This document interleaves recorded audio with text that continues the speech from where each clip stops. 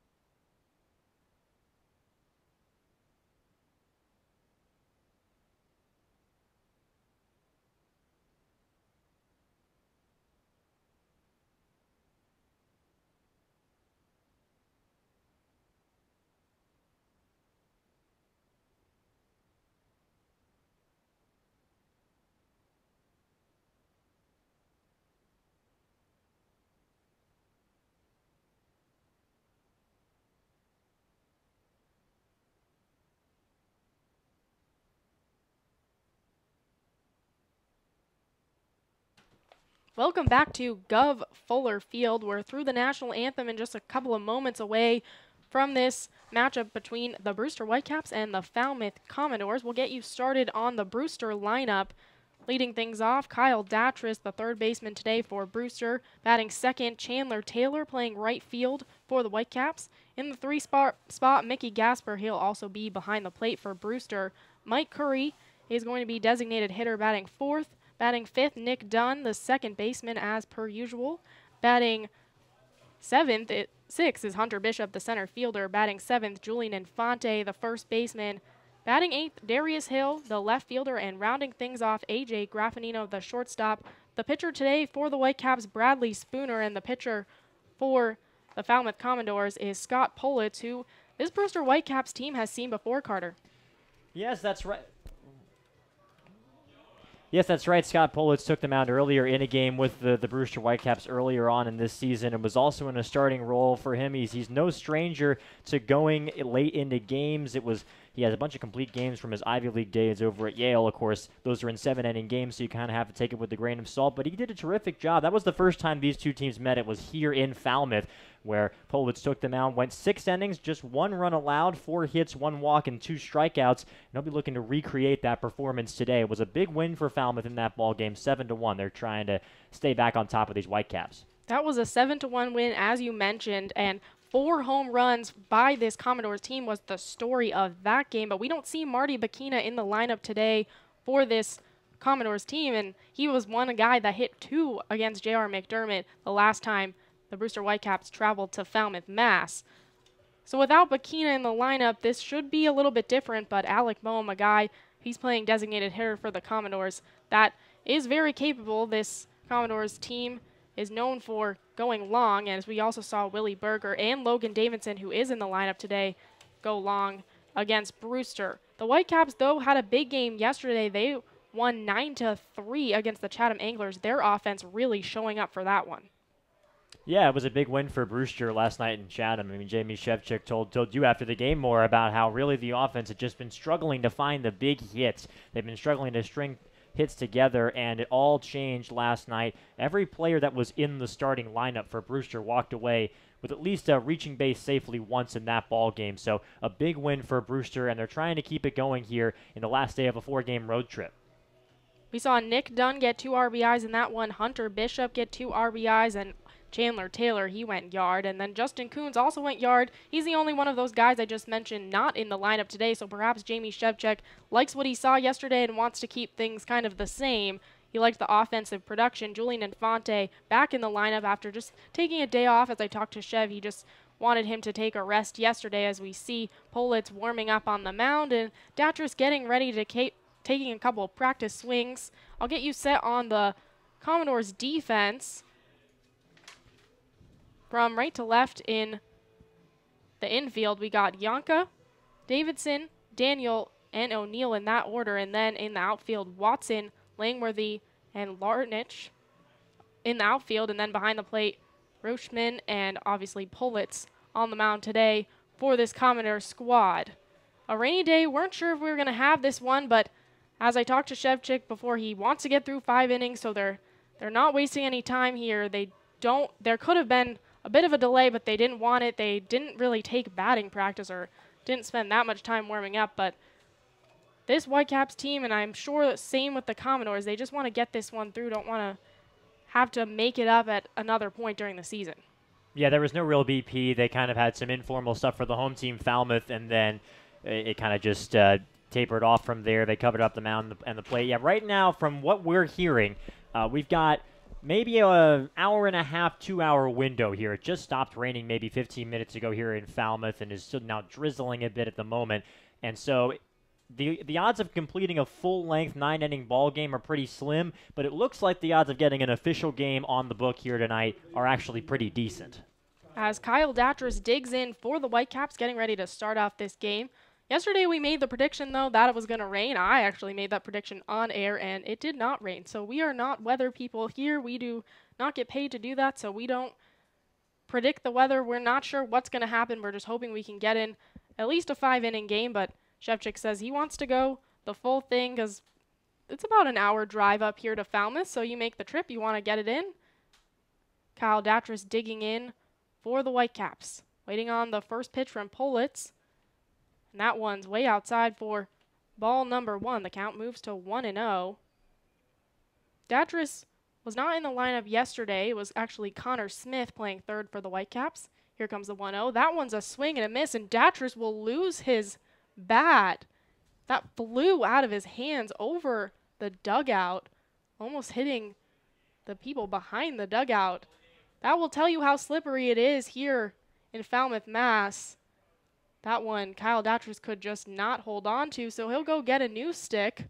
And as you can see, he's wiping it off, wants to make sure that that does not happen again. Yeah, this is a good day for Pine Tar here. Everything's slick and slippery again. We saw all the rain come down. The infield is still pretty wet. They did their best to try and rake it out and dry it, but there's no tar here in Falmouth, as is customary on the Cape. So we got some good rain for about a half hour and 45 minutes or so, and so that's going to be all over this ball game. Datras batting .246 so far on the year. He'll finally get back into the batter's box, and the next pitch from Politz is in for strike number 2. So the count moves to 1-2 to the third baseman today for Brewster. Here comes the 1-2. That one outside on the right. So the count evens at 2. Datras gets on base about 37% of the time. And besides Mickey Gasper, he comes home the most. 14 runs scored for Kyle Datras this year. Here comes the 2-2. That one hit right to the third baseman, Yanka, who will throw it over, but that one goes out on the first baseman, so Kyle Datras moves to second. No problem. Again, I think we're just seeing the weather kind of get the best of some of these players, but Kyle Datras gets into second safely there. And that's going to be scored a single for Datras and an error on Yansha, allowing him to move over to second base. And that's tough. It was a nice job by Yansha to knock down the baseball and keep it in front of him on a hard-hit grounder, but not able to make the throw. That's kind of something that's going to happen. It reminds me of when we were in Wareham. The infield's going to be kind of hardened up because of the rain, so it might be tough on those hard ground balls for fielders to keep track of them. And now up to bat for Brewster is Chandler Taylor. Wearing number 46, here comes the first pitch, a breaking ball. That's in for strike number 1. Chandler Taylor was struggling a little bit before yesterday, and then he seemed to get on in almost every way you could. He walked, he got hit by a pitch, and then obviously a 2-run homer. The 0-1, that one misses outside for ball 1. And when I talked to Chandler Taylor after the game, he just said, I walked into this game and I knew I had to have a big one. He had been, I think it was 0 for 7 before that, and he just wanted to bounce back, and he did so last night. He'll foul one up the right field line for strike number 2, so the count moves to 1-2 to the Alabama Crimson Tide. Runner on second, Kyle Datras on second for the Whitecaps, as Chandler Taylor moves back into the batter's box.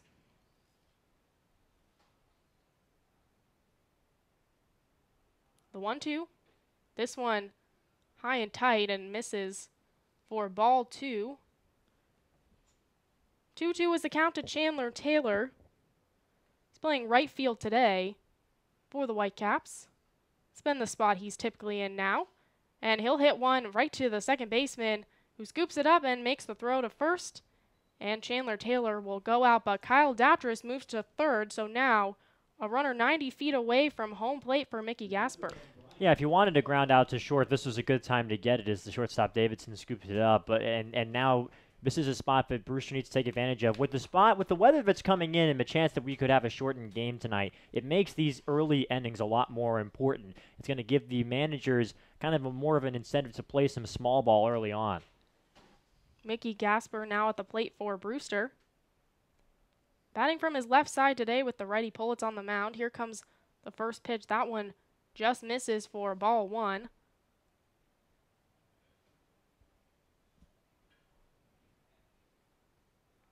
The 1-0.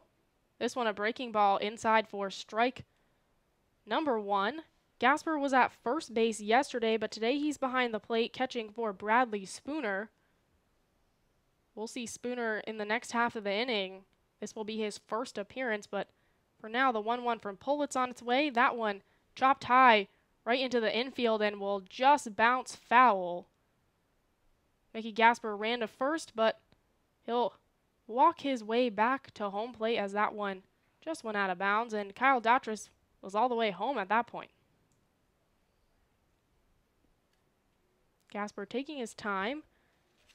Coming back into the batter's box for Brewster. Again, runner on third. That's Kyle Datras.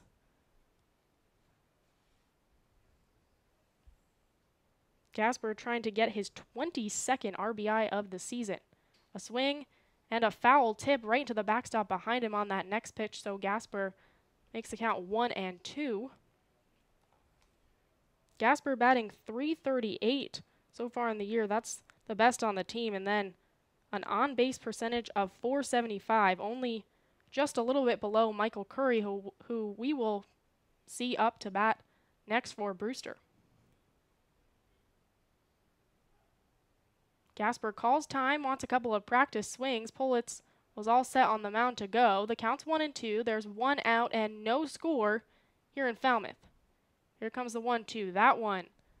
Breaking ball that just misses outside to even the count 2-2.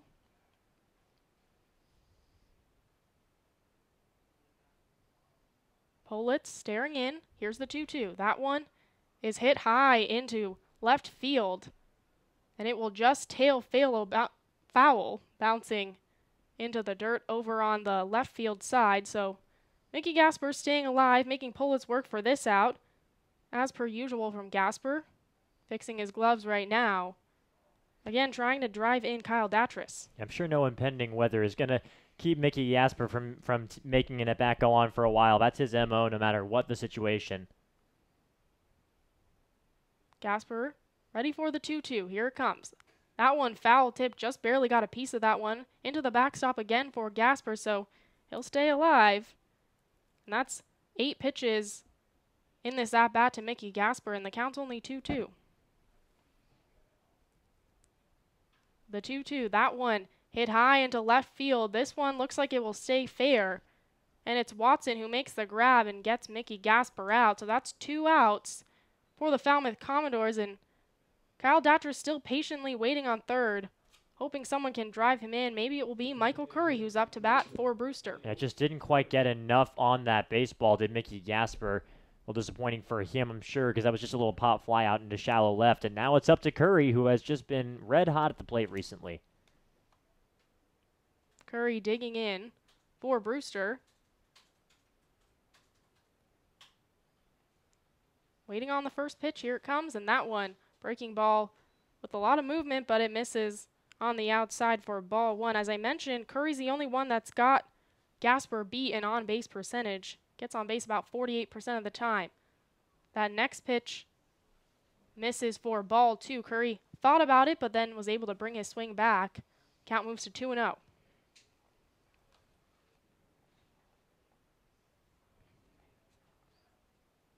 Curry has 10 RBIs on the year so far as he takes time, getting ready for some practice swings, and again calling for time, and now he's finally back in the batter's box, the 2-0. This one in for strike 1. Again, Curry thought about it, but it didn't matter. It was a strike no matter what. Curry's walked 15 times this year. The only one that hasn't beat is Mickey Gasper, as he hits one, an infield hit right to the pitcher himself, and this one dished over to first, and that will do it. So Kyle Datris left stranded. The Whitecaps bring nobody home on just 1 hit. We're through a half an inning, and the score is 0-0. Stick with us. You're listening to the Whitecaps Radio Network.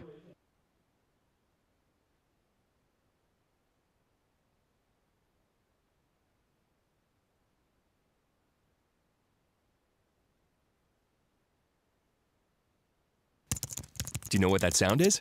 That's your new digital marketing department. And that'll be your new web designer. And that's Haibu, where these experts are joined by many more, from web designers to search marketing specialists, who work hard to get your business noticed online and on mobile. Best of all, Haibu can do it all for you, or give you the tools to do it yourself. To find out more, go to haibu.com. That's HIBU.com. Or call 855-464-HIBU. Oh, that'll be your next new customer. Haibu, made for business.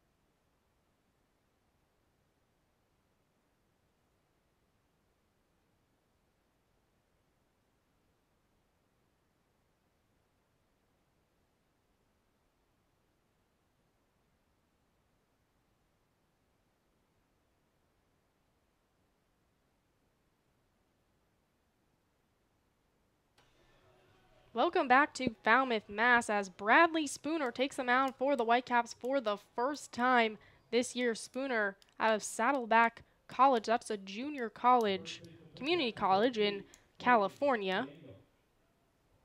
He was added to this team after kind of a just depleted situation for Brewster, losing Lingenfelter and Mockmer, and now Higgins is also gone for them. As a first pitch from Spooner in for a strike. Good start for Bradley Spooner. He had 21 appearances at Saddleback, 30 innings pitched, and allowed just 9 runs, only 8 of which were earned. As his next pitch misses upstairs, Mickey Gasper sticks his glove out and able to catch that for a 1-1 count to Clayton Daniel.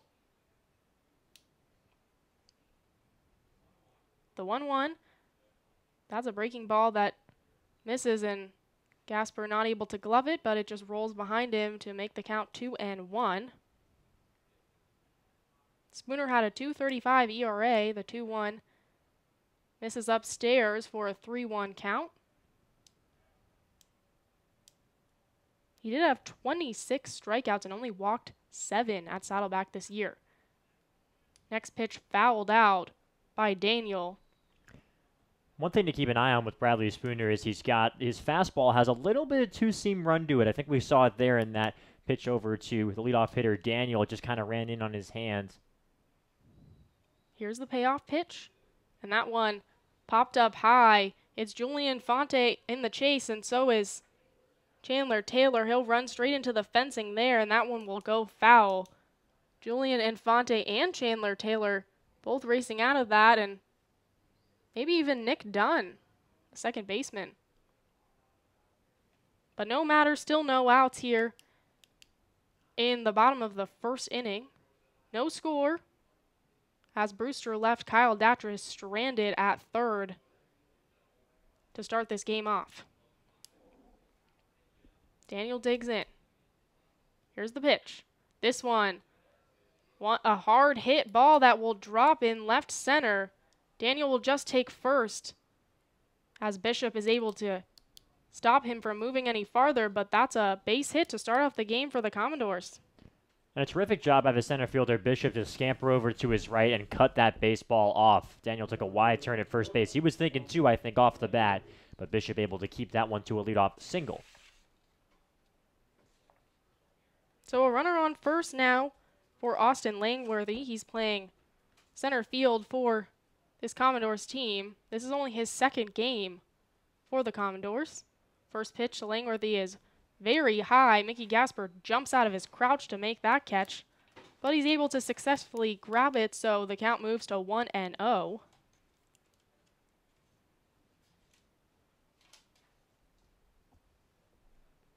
The 1-0. This one hit hard, roped into right field. It will drop over Julian Infante's head, and that will move runners to third and first. So another single. 2 singles in a row to start this game for the Commodores and Bradley Spooner's time in the CCBL. And a good job by Langworthy to just sort of push that one over toward right field the opposite way. So runners at the corners now for Alec Bohm. He's designated hitter today, as Mickey Gasper just walks up, not too far, just having a couple of words with his pitcher.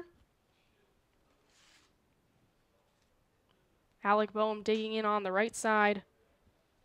Out of Wichita State, he's batting .380 so far this year. 16 RBIs for this Commodores team. First pitch is way outside for ball 1.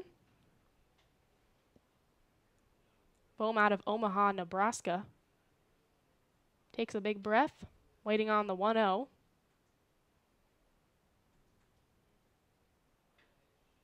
First pitch is hit, and that one right to third. Kyle Datras makes the play over at first, but not without a run coming home. So a sacrifice play there from Bohm brings home the first run of this game as the Commodores move to a 1-0 lead.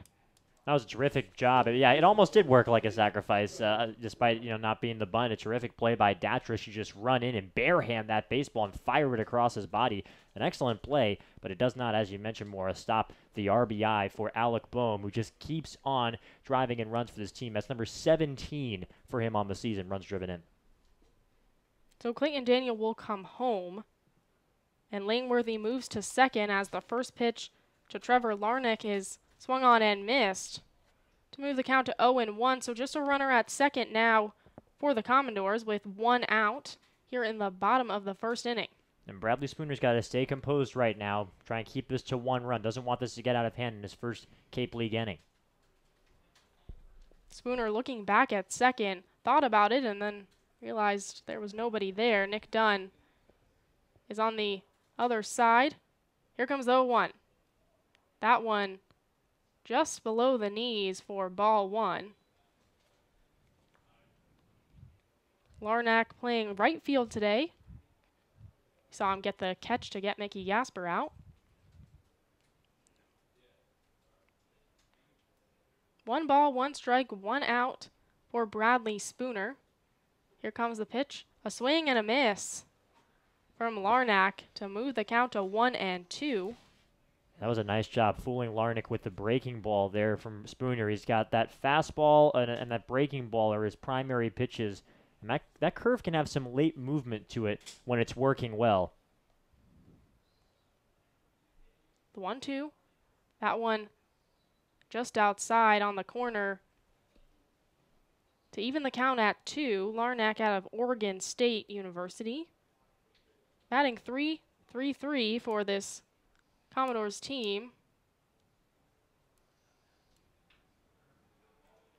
And he'll hit one right to Nick Dunn at second, and the throw to Julian Infante at first is good, but again, the runner moves to third. So a run 90 feet away, but 2 outs here in the bottom of the first inning as the Commodores are on top of the Whitecaps 1-0. And you'll take that. That was a good job by Nick Dunn to charge and field that on a slow ground ball to the right side. And now it's up to Spooner to get Janša to end this inning. Janša playing third today for the Commodores. Trying to bring home his teammate Langworthy right now. As he'll pop one high, it's Gasper moving back, but Julian Infante calls him off and is unable to make the grab. So Langworthy was already home when that happened. And it looks like that's gonna... It's a run. Yep, that's a run, and then that also moves Janša to second base. So on that error, Julian Infante just... I'm not sure if it was the fog or just dropped it, but he was not able to make that play. So I think he was trying to play traffic cop. I mean, Gasper was moving out in front of the plate. He looked like he might have been calling for it, and then Infante just came charging in from first base and didn't really get there in time. Baseball falls to the turf, and the run scores. So now the score 2-0 as this next pitch is fouled back by Logan Davidson into the fencing behind him. So already, less than 6 outs into this game, we've already seen 2 errors.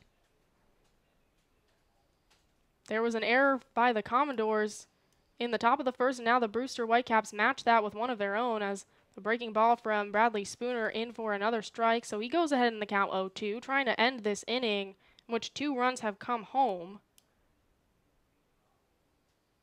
There is 2 outs, just needs 1 more, but again, runner on second. It's Janša at second for the Commodores. A swing and a miss, and Spooner will strike him out. Gets the first one of his Brewster Whitecaps career, but the Commodores do bring 2 home. The score is now 2-0 after 1 inning of play. You're listening to the Whitecaps Radio Network.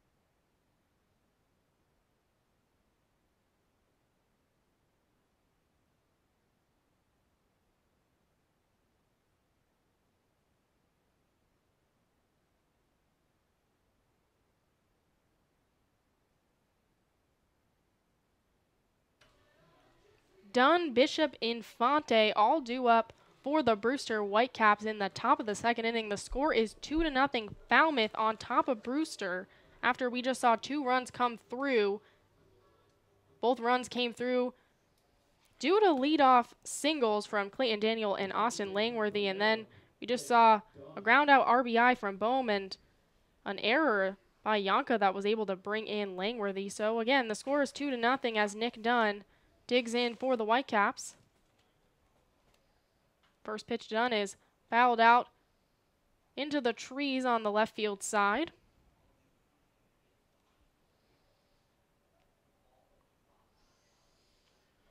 Waiting on the 0-1, here it comes. Breaking ball in for a strike. That seems to be working for Politz today. We've seen a lot of breaking balls for strikes. The count now 0-2 to the second baseman for the Whitecaps today. Next pitch misses outside for ball 1. 1 ball, 2 strikes. Nick Dunn, a guy that I've talked to Jamie Shevchik about a lot. He really, really wants him to become an important piece of this offense as he'll foul this next one right towards the dugout for the Whitecaps. Dunn does not say much, as I've been told he is not what you would call a chatterbox, but he does lead by example as he'll hit one right to the second baseman, Daniel, who throws it over to first, and that's 1 up, 1 down for Politz and the Commodores. Yeah, one second baseman grounds out to the other, right? And that really is something interesting that you're talking about, Maura, with the way that he has, like you said, been leading by example, because Jamie Shevchik really thinks that that's important for this team to have a returning guy who can come out and be a consistent presence. It really seems like for a team that's kind of been up and down all season, Jamie Shevchik believes that's the way they can find more consistency. First pitch to Hunter Bishop is hit right to the shortstop, Davidson. Quick thrower to first, and that's 2 up, 2 down for Politz. Hunter Bishop just hits the first pitch right to Davidson, and that's 2 outs for the Brewster Whitecaps to start out this second inning. Yesterday in the second inning, Brewster scored 5 runs, so this is quite a different start today as Julian Fonte digs in for the Whitecaps. Brewster with a 9-3 win at Chatham yesterday. First pitch to Infante, he shows bunt and then brings it back. So that's going to be ball 1 as that one missed down low to the Whitecaps first baseman. Infante did not play yesterday as it was Mickey Gasper at first for the Whitecaps. The 1-0, this one a breaking ball that misses on the outside corner. Counts 2 balls, no strikes to number 47 for Brewster. He's a Commodore himself, but at Vanderbilt. Here comes the 2-0. This one misses outside, so Julian Fonte with a lot of patience today. 3 balls, no strikes, looking to get on base for the Whitecaps, the first one of this inning. 3-0. That one misses, so Julian Infante throws his bat behind him, and he'll take first base. Darius Hill up to bat next for Brewster. That's walk number 118 for Brewster on the season. Next best team is Katuitt. They've got 98. This team has been very patient at the plate, and Julian Infante has been like that as well since he's come up to camp. Darius Hill tapping his bat on the plate, getting ready to take a swing at things for Brewster. Julian Infante at first now. Infante will go, makes a run for second, and he'll slide in there safe. The throw bounced before it was able to meet Daniel at second. So Julian Infante with the steal, now runner in scoring position for Brewster. And that's just catching them off guard there from Infante. A terrific job there, got an excellent jump. That's the first steal he's gotten all calendar year. He didn't have one for Vandy or for the Whitecaps this summer. Next pitch to Darius Hill, that one low in the dirt for ball 2. So Politz struggling in these last 2 at-bats and just walked Julian Infante, now behind in the count 2-0.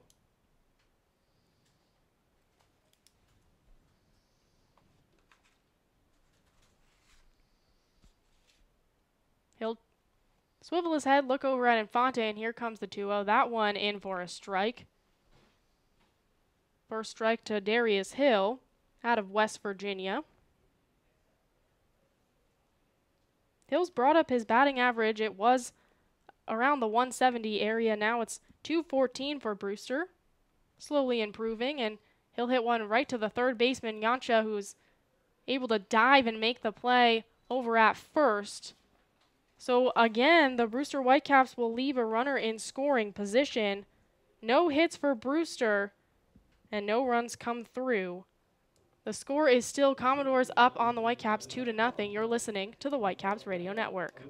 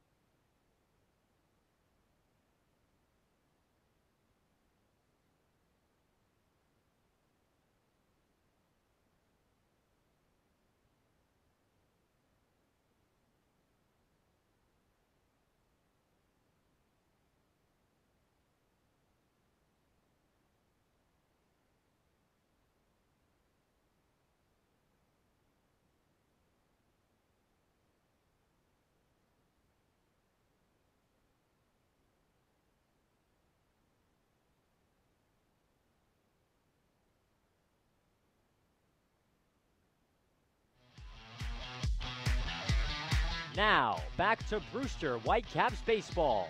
Here are Carter Waddell and Maura Sheridan. The bottom of the order due up for Falmouth in the bottom of the second inning. Brewster still trailing the Commodores 2-0 as Adley Ruchman digs in for the Commodores. He's behind the plate today. We just saw him attempt to make a throw to second as Julian Infante was able to steal for the Whitecaps, but Infante left stranded as Brewster once again was unable to score. First pitch from Spooner is outside in the corner for ball number 1. Spooner ended the last inning with a strikeout on Logan Davidson, a big one, as the 1-0 misses in the dirt for ball 2. Davidson has homered on the Whitecaps before and was also invited to the home run derby. The 2-0. That one in for a strike to Ruchman, so the count moves to 2-1.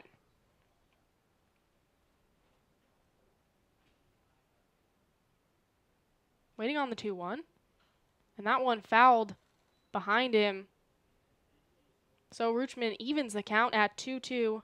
As I mentioned, Spooner able to strike out the last batter, but not before 2 runs came home for the Commodores.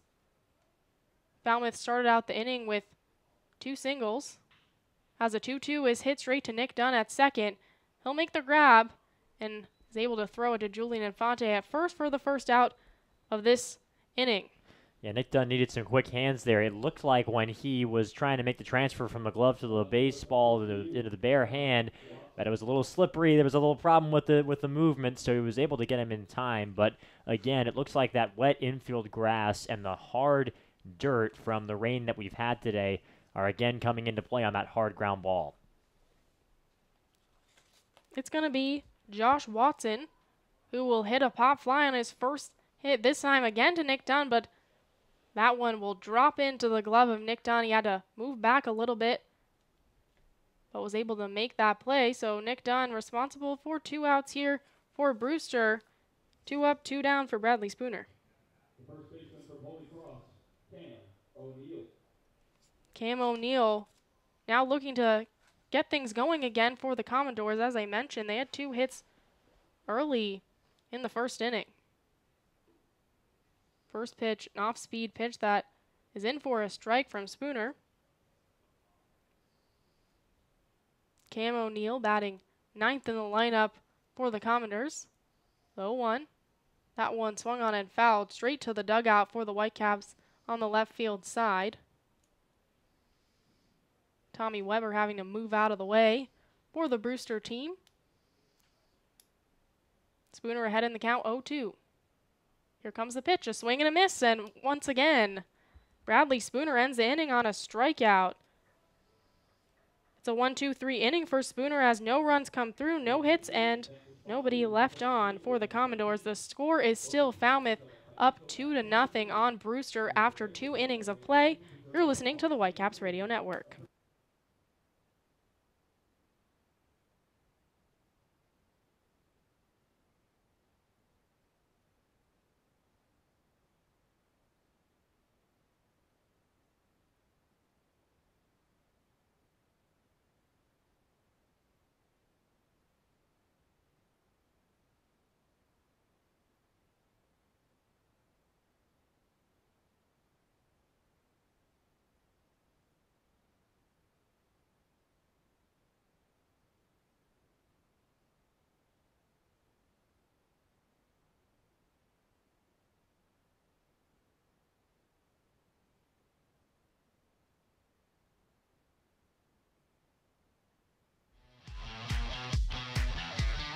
Now, back to Brewster Whitecaps baseball.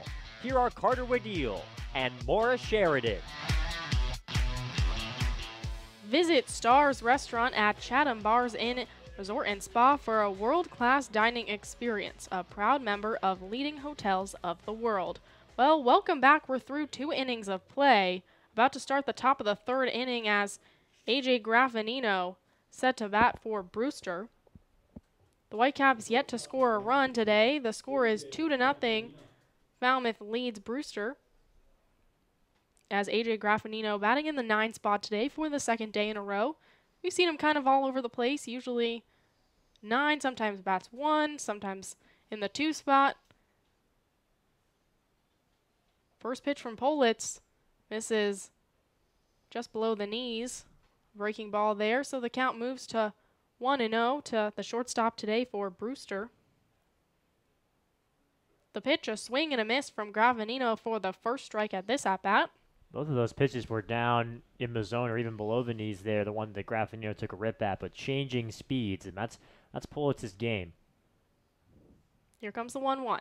That one outside. One of the things that kind of, when you read the book on Politz, that people will tell you about is he's not afraid to throw any pitch in any count. He's got a pretty wide arsenal, and he keeps hitters guessing that way. The 2-1. That one misses below the knees, so the count moves to 3-1 on AJ Graffinino. Graffinino trying to get things started for Brewster. They've only had 2 people on base today as he'll hit one right to Logan Davidson at short, who makes a grab and completes the throw over to first, so AJ Graffinino goes down to start this inning for Brewster. And that was a great at-bat for Scott Politz. I mean, this guy's got 5 different pitches. You know, a fastball, a slider, a change, a curveball. He's also got a little cut fastball that he's experimented with from time to time. But none of them are really blow-away pitches. It's the thing. Every one of those pitches are going to be thrown for strikes. And what he wants to do is keep hitters guessing like he did in those first couple of pitches to Graffinino and then get some soft contact like that ground ball to short. Politz was able to stifle this Brewster offense the last time these two played as Kyle Datras shows bunt and then brings it back for ball 1 from Politz to the leadoff hitter for Brewster. As I mentioned, the last time Brewster made the trip to Gov Fuller Field, they fell 7-1, that 1 run going to Politz, but he did pitch 6 innings as Datras fouls this one on the third base line. Count moves to 1-1. Brewster batter Kyle Datras has the lone hit for the Whitecaps today. He got a single and then was able to move to second on an error on that same play as he bunts one up the third base line. Kyle Datras moving quickly, and the throw again over the head of the first baseman, so Kyle Datras will once again take second on a overthrown throw to the first baseman. Boy, this has not been a great day at the office for George Yancho over at third. That's a very similar play. You're right, Maura. It's going to be scored the exact same way. So a pair of infield singles with some good fortune attached to them for Datras this evening. So A very similar situation for Chandler Taylor, except for there is one out. Kyle Datris on second, and Chandler Taylor now entering the batter's box for Brewster, again trying to score for the first time today. Politz taking his time as Chandler Taylor calls for timeout behind the plate, and here comes the first pitch to Taylor, and that one misses down low for ball one. Taylor grounded out to shortstop in his first at-bat.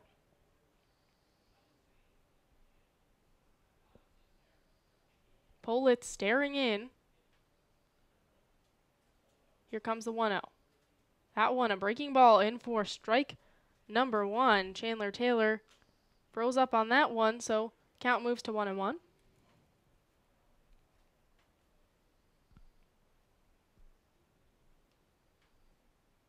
The 1-1, this one painted the corner for strike two. Chandler Taylor not very happy with that, saying a couple of words to Bowers, and again entering the batter's box.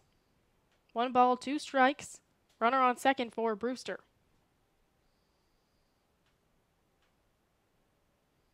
Politz turned around, thought about throwing it to Datris to try to scare him back to second, as Kyle Datris has a significant lead over at second, although after that one, not quite as much. The 1-2. As Politz again thought about throwing it to Datris and then pulled back, so he'll just step back onto the mound, as then Chandler Taylor took advantage of that, took some practice swings. He was asking for the signs. So here comes the 1-2. And that one misses outside, so it's 2 balls, 2 strikes to Chandler Taylor. Yeah, missed inside did that pitch. And now this is kind of a weird situation because Chandler Taylor has struggled against fastballs this past few games. And it's sort of a fastball count for Politz, but he's an unpredictable guy.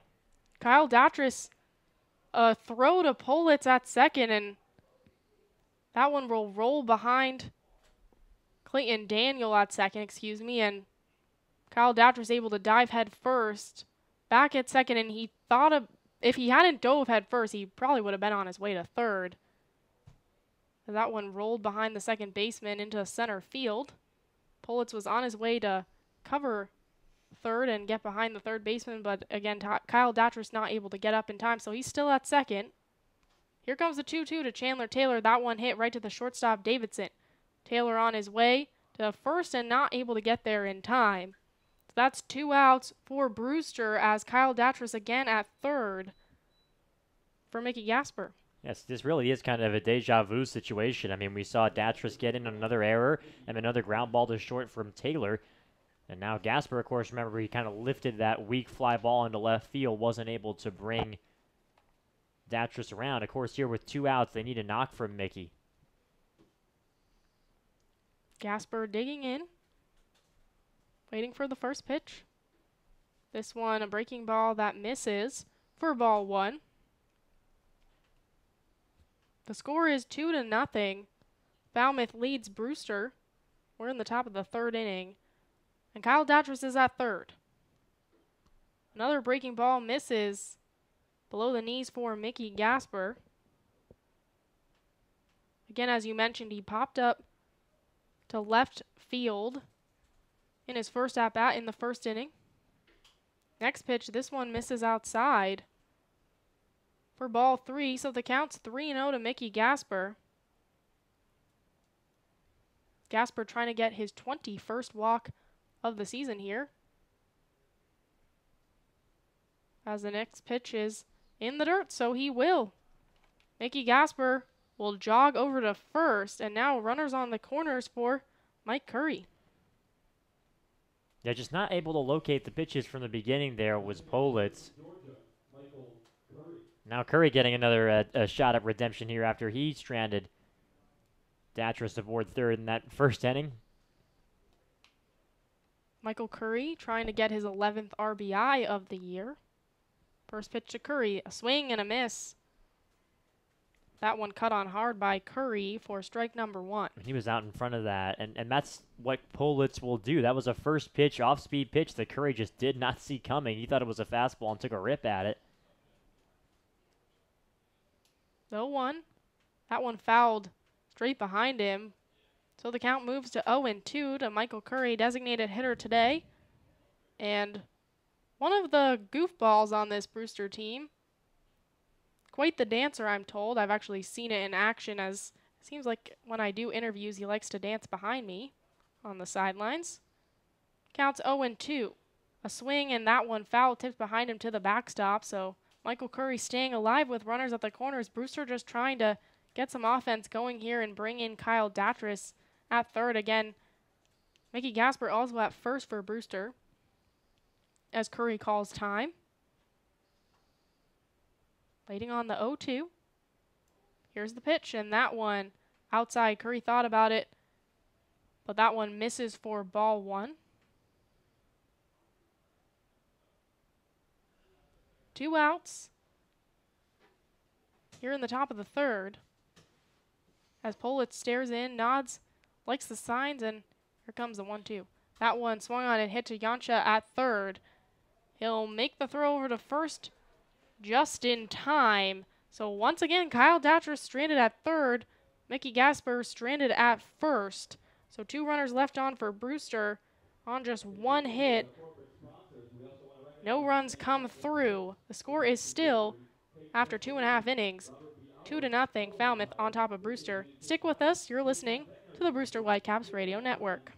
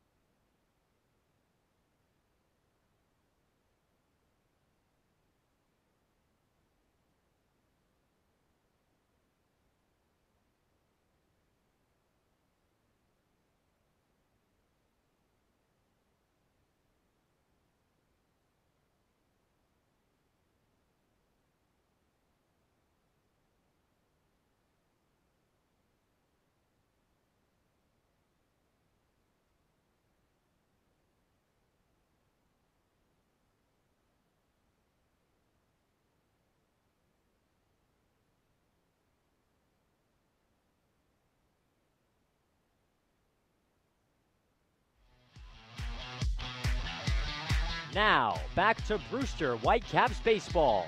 Here are Carter Wadil and Maura Sheridan. Welcome back. The top of the order this time due up for the Commodores. Clayton Daniel, Austin Langworthy, and Alec Bohm all set to bat for the Commodores as Bradley Spooner again takes the mound for Brewster. First pitch to Clayton Daniel is in for a strike. So Clayton Daniel again starting things out right. Has 2 strikeouts on the day, both to end the first and second innings. As this next pitch misses for ball 1. Count moves to 1-1. After allowing 2 runs in the just 1 run allowed, excuse me. And then 1 other run came through on an error as that next pitch misses outside. But 2 runs come through regardless, and Commodores go up 2-0. Bradley Spooner had a 1-2-3 inning as Clayton Daniel pops this one up. It's Chandler Taylor calling things off. That one just barely stayed fair, but Chandler Taylor able to make the catch, and that's good for out number 1. Now, it looked like Taylor might have misjudged that for a second or two and then kind of gave it a little bit of extra oomph. There is some wind blowing in from left field over toward where that baseball was. That might have been part of it. But we're also dealing, it was just like we were in Chatham. It's a very gray, overcast sky right now. So on a pop fly like that, even with the lights on as they are now, it can be difficult to pick out. First pitch to Austin Langworthy is hit right to Spooner himself. He went to make the throw to Julian Infante, and again it went over his head. So Julian Infante is looking to get the ball back, but Langworthy moves all the way to third, so that's going to be a triple. That's going to be a error in which he got a triple, I'm assuming. Well, it can't be an error and a triple, right? I mean, let's see how that scoring comes in. That is going to be an E1, and we'll see if they give him a hit. Jamie Shevchik out to have a chat. Not sure with who. Looks like maybe the first base umpire. Maybe he's thinking that ball hit Langworthy on its way over, but I'm not sure what else he could be talking about. That one just kind of popped out of Spooner's hand oddly and was just completely overthrown over the head of Julian Infante. And Langworthy still standing at third. Jamie Shevchik kind of calling for a meeting between umpires as he'll walk back to the dugout, but the umpire is still meeting on the first base line. And this is kind of a touchy subject for Jamie Shevchik because remember last night in Chatham we saw a play that was like this. Mickey Gasper was at the plate and he appeared to foul a ball off his foot that rolled into fair territory, and then they wound up turning a double play. The anglers in the field, Gasper was busy walking off, a possible foot injury. They called it a double play. Jamie Shevchik was furious with the umpiring crew, and they upheld the decision just as they are now here. So Langworthy will stay at third. He's completely safe there, and that was just an overthrown ball by Spooner. We've seen a couple of those from third base from Yancha at third base for the Commodores, and we just saw one from the Brewster pitcher. And that's a 3-base error, so no hit. And now it's going to be Alec Boehm up for the Commodores. First pitch to him misses for ball one.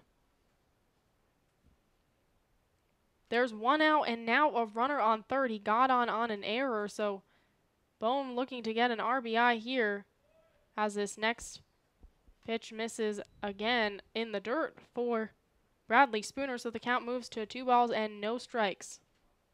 Boehm has an RBI already today. He didn't get on base, just a ground out to third, but was able to bring home Clayton Daniel for the first run as this next pitch paints the corner for strike number 1. Counts 2-1 to the designated hitter for the Commodores today. Looks like the rain is starting up a little bit again. It hasn't poured since about 5 o'clock, but continuous rain as Boehm fouls this next one behind him. Just seems to be drizzling, although we are lucky that we are inside today.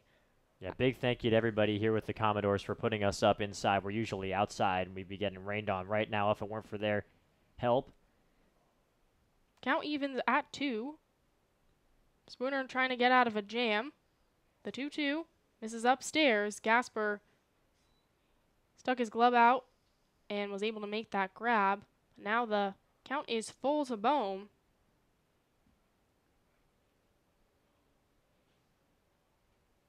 Runner on third, waiting on the payoff pitch.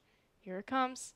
And that one hit hard to Hunter Bishop at center. It will drop in at right center, and the run will come home no problem. So Langworthy able to score on that, and Boehm moves to second. So it's a 3-0 game. The Commodores take a big lead here on Brewster in the bottom of the third inning. Another terrific piece of hitting from Boehm. Nothing that Bishop or Taylor could do about that. Just split the outfielders in right field. That's what he's done all year for the Falmouth Commodores. He's just been able to drive the baseball, has Alec Boehm, and able to tack on his RBI total again. So now will be Trevor Larnick up to bat for this Commodore squad as Boehm stands at second. First pitch is in for a strike from Spooner. After starting out this inning, getting the leadoff hitter Clayton Daniel out, it's been a little rough for the Brewster Whitecaps. We saw a 3-base error from Langworthy as the 0-1 is hit high into left field. Darius Hill moving back, able to make the grab. Boehm thinks about going to third, but Hill able to scare him away there, so Bohm will stay on third, and now there's 2 outs for George Yoncha. The third baseman for Texas A&M, George Yoncha. Yoncha playing third today.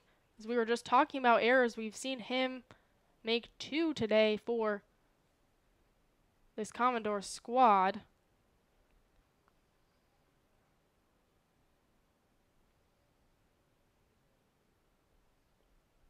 Yoncha digging in. Here comes the first pitch.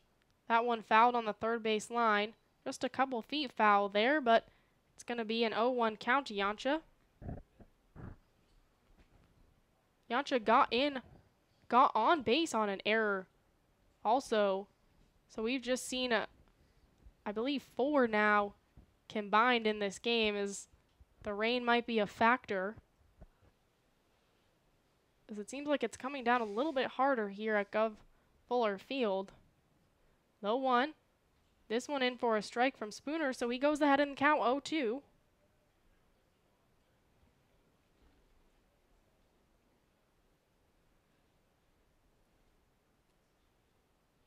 Yoncha taking a couple practice swings, finally back in the batter's box. And here comes the 0-2. That one a swing and a miss. And once again, 3 times in a row, Bradley Spooner has ended the inning on a strikeout. But 1 run does come home in this inning off of just 1 hit, 1 error, and 1 left on for the Falmouth Commodores. The score is 3-0 after 3 innings of play. You're listening to the Brewster Whitecaps on the Whitecaps Radio Network.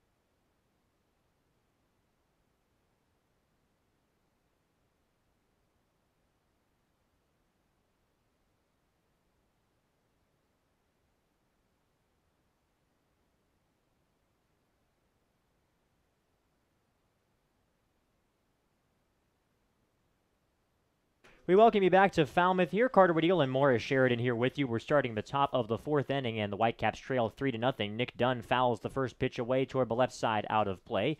To begin things, as Scott Politz, the righty out of Yale, remains on the mound. So far has looked pretty comfortable out there. Here comes the 0-1 pitch. It's a slow pitch that misses up. Really took something off of that one, did Scott Politz. He's a fun guy to watch on the mound because you never know what's coming. Here comes the 1-1 pitch. It's a slow breaking ball in there for a strike. That one, it looked like it had a little bit more bite, a little more stuff to it there to Nick Dunn. Makes the count 1-2. Here comes the 1-2 pitch. It's a high chopper toward the left side. The shortstop Davidson fields it and throws across his body. It's not in time. They're going to say it pulled the first baseman O'Neill off the bag. O'Neill did a nice job to try and stretch out to his left to try and get the baseball, but evidently his toe came off of first base, according to first base ump Joe Peters. So it's an infield single for Nick Dunn to start the 4th. Dunn now 1-for-2 on his day, and that brings up the Whitecap center fielder Hunter Bishop. Bishop, a ground ball victim his first time up. 0-3-2 for Brewster, 3-3-2 for Falmouth in this wet weather here at Gov Fuller Field. The pitch to the lefty Bishop is cut on and missed. Out in front of another breaking ball from Scott Politz. We've seen a few fastballs from Politz in this game. It'll go in the high 80s usually, but a lot of other stuff has been thrown in between as they throw over to check on the runner Dunn at first base. And that is his MO. And even for a Whitecaps team that has seen him before in this ballpark, it can be tough to adjust. Here comes the 0-1 pitch. That one misses just a bit off the outside corner to make the count 1-1 on Hunter Bishop. 1-1 the count. Politz is working quickly. He's holding the set. And here comes the pitch. Check swing on a pitch that was outside. They're going to appeal, and they say he did not go. So says Bob Dwyer, who's over at second base right now.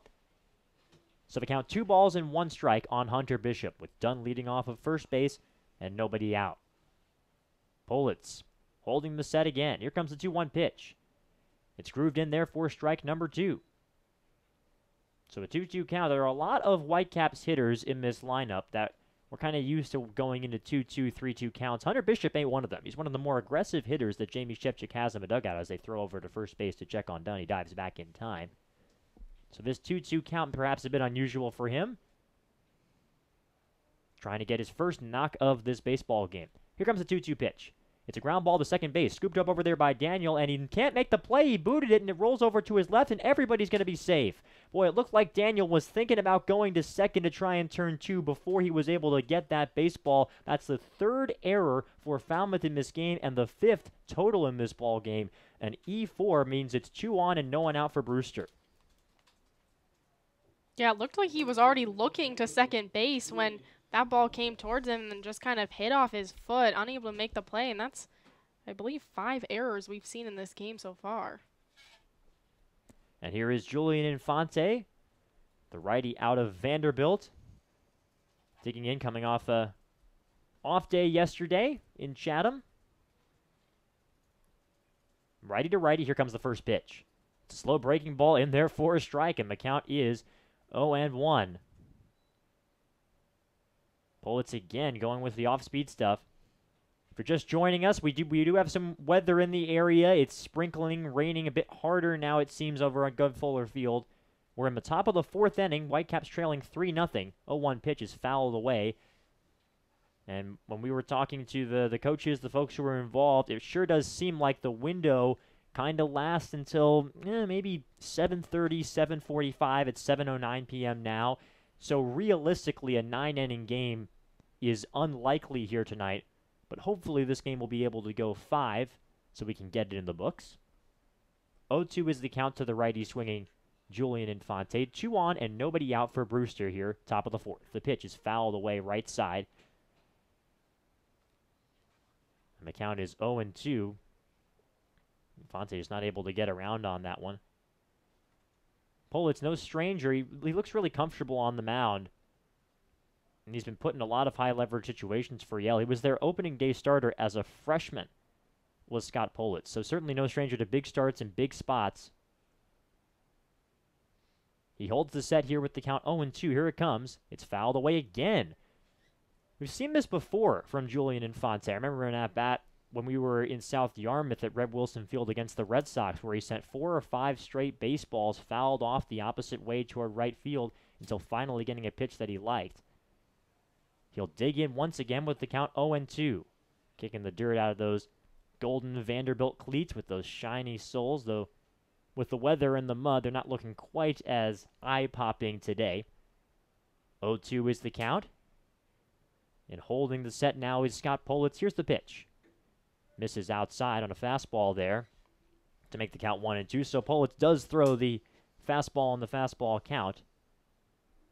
And the count now 1-2 on Infante. Politz originally from Austin, Texas, went to St. Andrews High School. Here comes the 1-2. Swing and a miss, he got him. That one down and in, and Infante tried to kind of golf at it or spoil it, but he winds up swinging and coming up empty. So strikeout number 1 for the game for Scott Politz, the first one he's gotten so far, and that's the first out of the top of the 4th. 2 on and 1 out now for the Whitecaps, who trail in this ball game 3-0. And now it's Darius Hill's turn. Hill grounded out to third base his first time up. That was in the 2nd inning. Politz comes set, and here comes the first pitch to Hill. A check swing and a ball in the dirt. They're going to check over, and he did not go around, says Bob Dwyer over at second.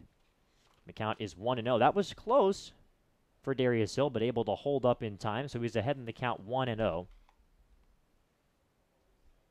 Dunn aboard second. Bishop on first base.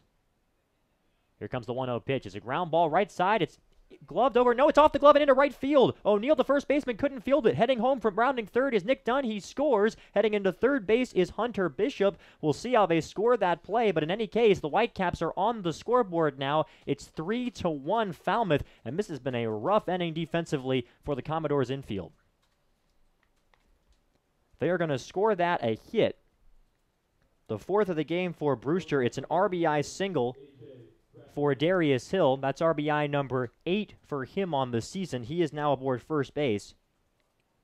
And so we've only seen one error in this inning, but I think that all three of the baseballs that were there, they could have made the play as they check over on the runner at first.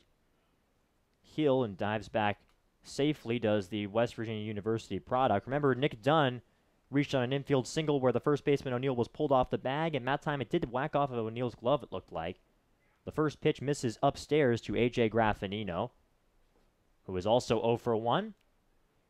1-0 now the count on him. Politz has been getting these Whitecaps to ground out at a pretty consistent rate so far for Brewster. They've made 8 ground ball outs. The pitch misses outside. That's 8 out of 10 outs that they've made in this game. So 2-0 the count now on A.J. Graffinino. First and third and 1 out. Whitecaps have now made it 3-1. And they check the runner at first base again. And getting back there safely is the runner Hill. 1-4-2 for Brewster, 3-3-3 for Falmouth. The pitch misses down and in.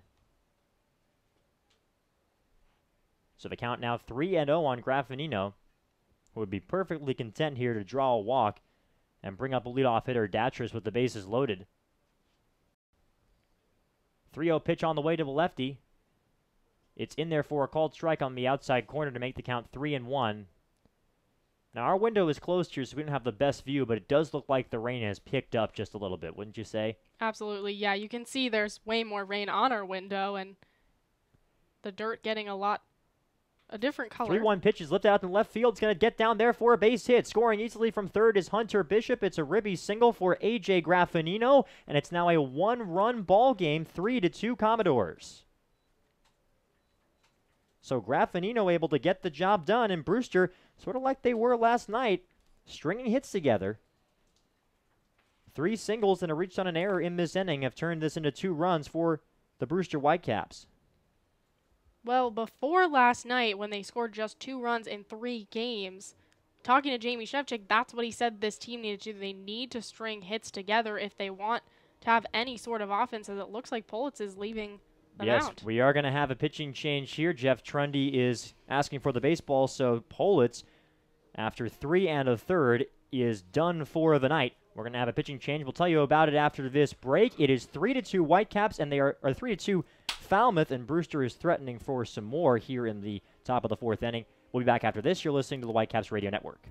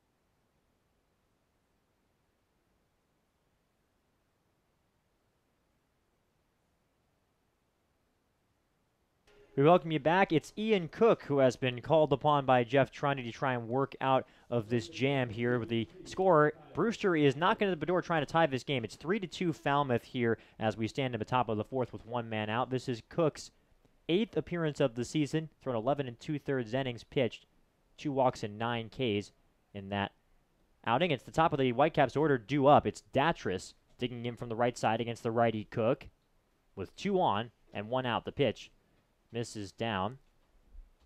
Kill is at second. Graffinino is at first base. Both of them got there via ribby singles to the base paths. And the count is 1-0. Boy, this rain has picked up even more since even when we just came on the air after this pitching change. First and second, 1 man out. Waiting on a 1-0 delivery. Here it comes. It misses and it squirts away from the catcher, and everybody's going to stay put. That's a nice job by Roachman to kind of scamper after that baseball to his right and keep everybody where they were at on the base paths. But 2-0 is now the count on Datris, who keeps trying to dry off his baseball bat between his legs as he takes his practice swings out of the batter's box. This rain is compounded, as Aiden Doyle, who's actually out there, was telling us, by the fact that the wind is kind of blowing in from left center, and so it's blowing right into the hitter and the catcher. Here comes the 2-0 pitch. It's in there for a strike on the inside corner, so says Will Bowers behind the plate, and the count is 2-1 on Datris. So far today for Datris, he reached on an infield single and an E5 on an overthrow from Yancha in the first inning, and then in the third inning did exactly the same thing. Single and an E5. Here comes the 2-1. It misses low to make the count 3-1. Now's the part of the count where for most of the time you're going to see a fastball, and we'll see where Cook is going to go here. 3-1 is the count on the Whitecap third baseman Datris. Holding Bissett is Cook. Here comes the pitch. It's in there for a called strike on the inside corner. Datris thought it missed inside, but Will Bowers says strike 2, so Datris will stay in there. The count now full with 1 man out. Rain still coming down here. Brewster is trailing Falmouth 3-2. 2 runs in for the Whitecaps in the top of the 4th inning. They're trying to get some more. Here comes the payoff pitch. Nope, he's going to step off the mound and take a look at Darius Hill, who's aboard second base, who sends him jogging back to the bag. So Datris will dig in again. Wind gusting a bit now, heading in from left center. Here comes the 3-2 pitch from Cook. That misses outside, so Datris does work that walk that he thought he deserved in the previous pitch, and it's now bases loaded for Brewster, and Chandler Taylor is coming up. This is the guy that you want at the plate if you want a big hit for the Whitecaps. In terms of how he's hitting for average, it's not had a great season, and in fact, it looks like he's not even going to face Cook, as we have a signal for a pitching change, and they are going to bring on, looks like a righty, to come in and face Chandler Taylor. So a very quick outing for Cook. He faces 1 batter in Kyle Datris, and now he is done. So does not record an out in his performance. Interesting decision by Jeff Trundy to come in and pull him, but we will step aside once again here in the top of the 4th inning. 2 runs in for the Whitecaps. They trail 3-2 here at Gov Fuller Field in Falmouth. You're listening to Whitecaps Baseball on the Whitecaps Radio Network.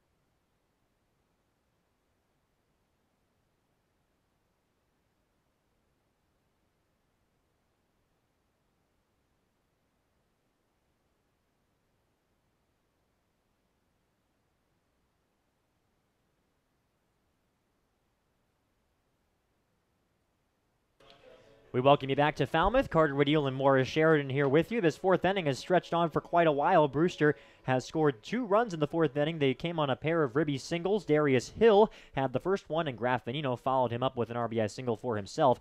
A walk from Kyle Datras has loaded the bases, and as Durbin Feldman comes in, he is the new guy, the righty out of TCU that Jeff Trundy is calling upon to face Chandler Taylor. Thought for a minute that we would see a lefty since Taylor has struggled against lefty pitchers so far this year, but it is the righty, the Horned Frog, who will come out and face Taylor.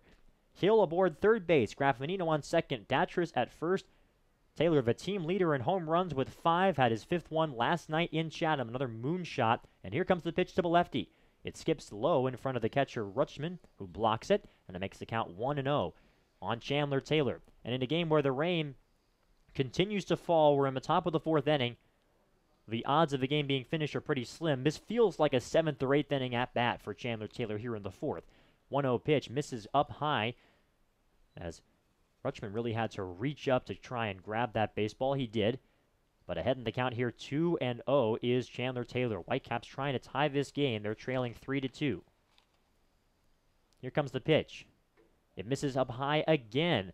And the count is 3-0. And you have to imagine it's tough for pitchers to throw breaking balls with this wet baseball and the wet conditions, trying to get a grip on those seams. 3-0 is the count.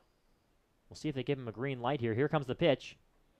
It misses up high for ball 4, and that will force in a run. So this game is tied at 3 on an RBI walk for Chandler Taylor. That's RBI number 13 for him on the season, and the bases will stay loaded for Gasper here. So everybody moves up a spot, and now Gasper comes in with the bases loaded. Still just 1 man out here for Brewster in the top of the 4th inning, and 3 runs now in. We are even at 3. Gasper hitting from the left side. The pitch is in there for a strike. Gasper, of course, the switch hitter, hitting lefty against the righty Feldman. The third baseman, Yansha, is in, even with the baseline right now. He's the only one who's in on this Commodore infield as the pitch misses away to Mickey Gasper to make the count 1 ball and 1 strike. It's still raining, and it seems like it's picking up even more now as the 1-1 pitch is fouled away behind the plate.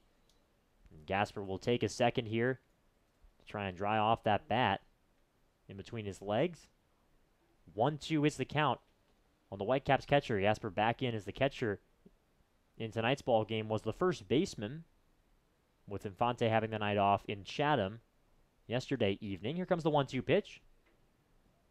Misses off the outside corner. Good attempt from Rutschman to frame that, but doesn't fool Will Bowers. The off-speed pitch offering there from Feldman. And the count is 2-2. This just the second appearance on the Cape for Feldman as the pitch misses inside. So the count now full on Mickey Gasper. And another spot here for Durbin Feldman where he's got to throw a strike. The go-ahead run on third base with the bases loaded. Tied at 3.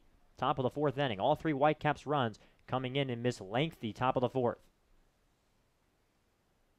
Waiting on a payoff pitch here. Here it comes. It's hit high in the air into center field. Moving to his left is the center fielder Langworthy, and it's going to be caught over there by the left fielder Watson, who calls him off. Tagging from third base is Graf Venino. He comes in to score. It's a sacrifice fly and an RBI for Mickey Gasper. He gets the job done, and the Whitecaps take a 4-3 lead in the 4th.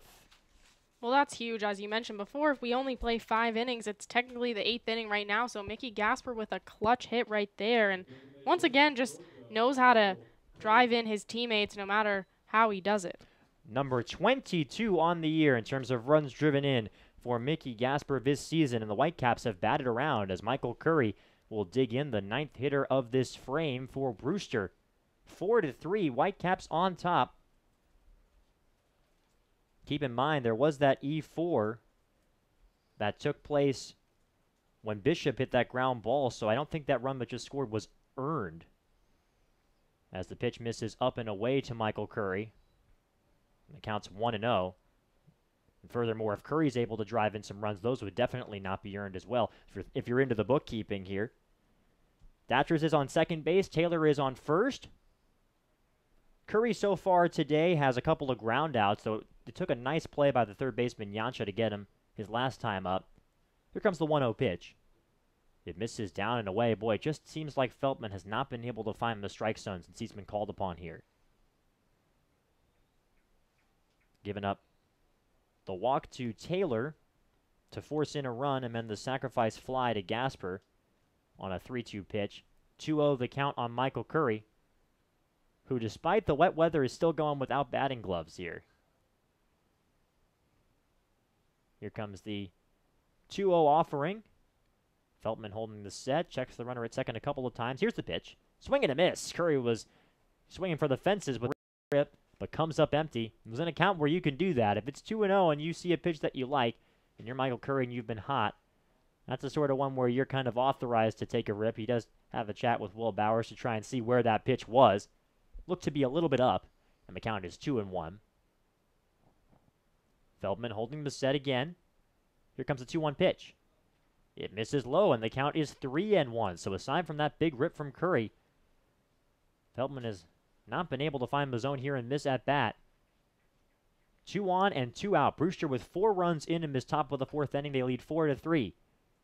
Here as the rain continues to fall at Gov Fuller Field in Falmouth. Carter Woodeel and Morris Sheridan here with you. 3-1 the count. And here comes the pitch. It misses outside for ball 4, so the bases are loaded once again as Curry draws a walk. And so Nick Dunn will come to the plate for the second time in this inning.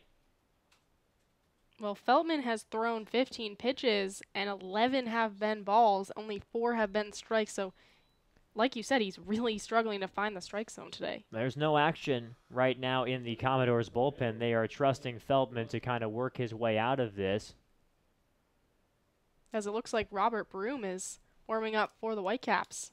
Yeah, taking his soft tosses there. Remember, Broom was warming up toward the end of last night's game, but then wound up not being needed. The first pitch to the lefty, Dunn, misses way up high.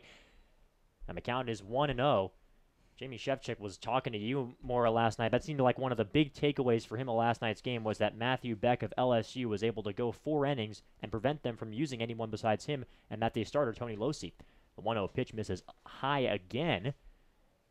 That one looked a little tight to the lefty hitter Dunn. That was up above the level of the brim of his helmet. The count is 2-0.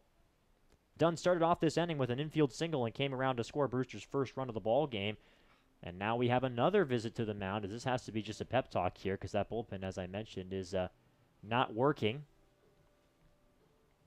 Base is still loaded for Brewster. We'll get you a recap on how this inning has gone. It has been a long top of the 4th inning for the Brewster Whitecaps. 9 hitters have come to the plate, and that's not counting Dunn, who still has yet to finish up his at-bat. Dunn had an infield single, then Bishop reached on an E4 off of the glove of Daniel, the second baseman. Infante struck out, and then a pair of ribby singles from Hill and Graffinino to plate a couple of runs. Datris walked to load the bases. Taylor walked to drive in a run and tie the game at 3. And then a sac fly to left center field off the bat of Gasper made it 4-3 Whitecaps, and that's where we are right now. The 2-0 pitch is another breaking ball that didn't bite. It's left up. And the count 3-0 on Nick Dunn. So again, Feltman has to throw something over the plate with the bases loaded and 2 men out. Feltman staring in, takes a deep breath on the pitcher's mound, and here comes the pitch. It misses up high, ball 4. Another RBI walk in this inning for Brewster. Kyle Datris will come in to score. That run's going to be charged to Cook. And Nick Dunn has another run driven in for his season. We've been talking about how he's been able to deliver consistent hitting. That wasn't a hit, but it is a ribby for Nick Dunn. He's done a terrific job for them these past few games. Now has 10 in double figures on the season. So quite the frame here for Brewster. Taylor is now on third base. Curry is now on second. And Dunn is on first. And now Hunter Bishop will dig back in. As I mentioned before, he reached on an error earlier in this inning. 2 men out, bases loaded. The pitch misses outside. Count is 1-0, on the Sun Devil from Arizona State. 5-3 the score. Brewster on top in this inning. The top of the 4th. The pitch to the lefty. Is it high in the air? A sky-high pop fly behind the plate. Taking off the mask and giving it a look is Rutschman, but he's going to run out of the room. Heads out of play over toward the first base side behind the plate. Or the third base side, rather, and the count is 1-2. Now on Hunter Bishop. Does look like they have gotten somebody up, have the Falmouth Commodores out in their pen. Difficult to see through the rain, but it's a right-hander warming. And the count 1-2 on Hunter Bishop. Here comes the pitch. Swing and a miss, he got him on a pitch in the dirt, and that will retire of a side. So at long last, the bleeding is stopped, but Brewster gets 5 runs in this frame. They do it on 3 hits, and they leave the bases loaded. At the end of 4.5 innings of play, it's 5-3 Whitecaps. You're listening to Brewster Whitecaps Baseball on the Whitecaps Radio Network.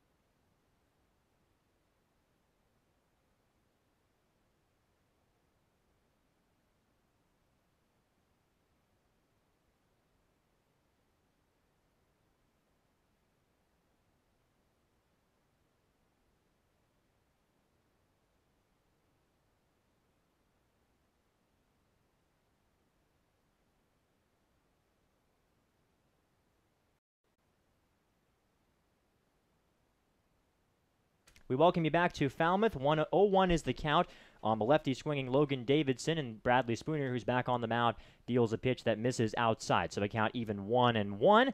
Able to get back up there. We apologize for the little blip in the action, but didn't miss really anything. The score is 5-3. Brewster is ahead after a 5-run top of the 4th.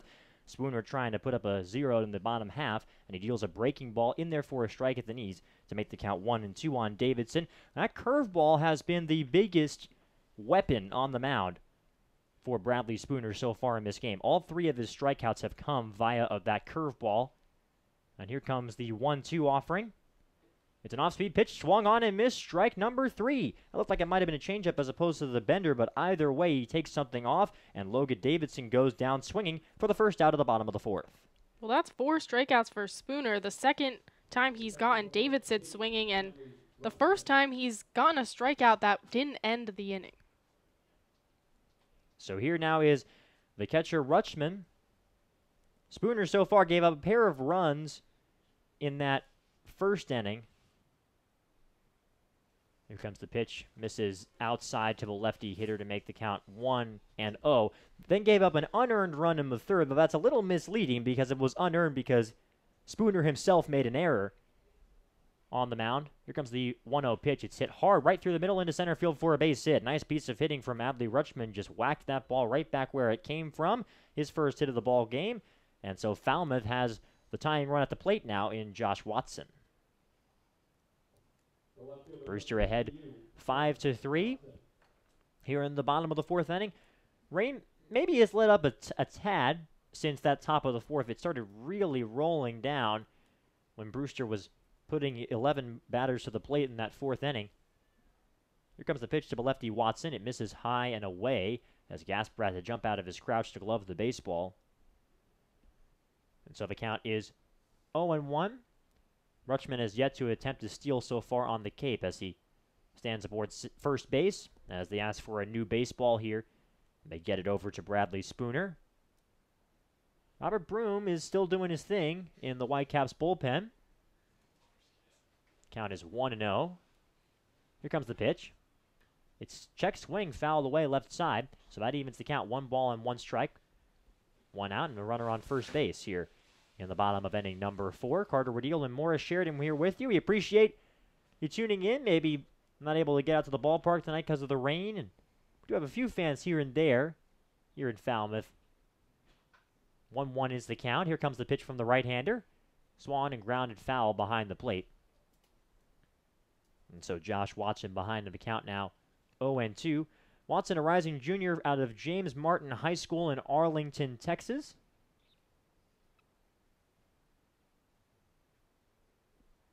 Had a kind of an interesting story when he came up as a freshman. He'd only hit 11 home runs career in high school, and he hit 11 home runs his freshman season in just that year alone. Only has 1 home run in this past spring, though. 1-2 pitch. Misses outside to make the count 2-2. That home run came in the regionals for TCU. Digging in from the left side. Count is 2 balls and 2 strikes. Whitecaps ahead 5-3. Here comes the 2-2. Breaking ball, swing, and a foul tip into the glove of Gasper for strike number 3. So again, the curveball is the weapon of choice for Bradley Spooner. Looks like the Commodores haven't quite been able to pick up on it here. Second strikeout of the inning for the Saddleback Community College product. And there are 2 gone here in the bottom of inning number 4. Every strikeout has come via that off-speed stuff so far for Bradley Spooner. So still the runner on first base, Rutschman, and now the 9-hitter Cam O'Neill will dig in. Spooner gets the sign he likes from Gasper and deals. The pitch to the right-handed hitter misses low. And the count is 1-0. So far today, O'Neill has swung on and missed at a curveball for strike 3. That ended the second inning. Here comes the 1-0 pitch. Another off-speed pitch that misses low, so a good eye to lay off a couple of them from O'Neill. And the count 2-0. And now if you wonder if Bradley Spooner might be forced to throw a fastball here. Runner on first base, 2 men out. Here comes the 2-0 offering. It's a fastball, and it's in there for a strike. So the count 2-1 on O'Neill. Who's being plenty patient here. O'Neill out of Holy Cross. Originally from here in Massachusetts, in Lynn. The pitch is in there for a strike at the knees. Not a fan of that call from Will Bowers was O'Neill. But the fastball is taken for strike number 2. So 2 balls and 2 strikes now. Bradley Spooner trying to strike out the side. Here comes the 2-2 pitch. Breaking ball hard on the ground, foul left side. And it's scooped up by Justin Coons, who's the bullpen catcher out there on the third base side for Brewster. Still taking some tosses from Robert Broom. But Broom has kind of taken on that pose in the bullpen that we've seen from him a lot this year. He doesn't really take very long to get ready. He's used to being called upon quickly. So after a few throws, he kind of just mills about. Here comes the 2-2 pitch. It misses down and away to bring the count full 3-2. So the runner, Rutschman, on first base will be going here with 2 men out.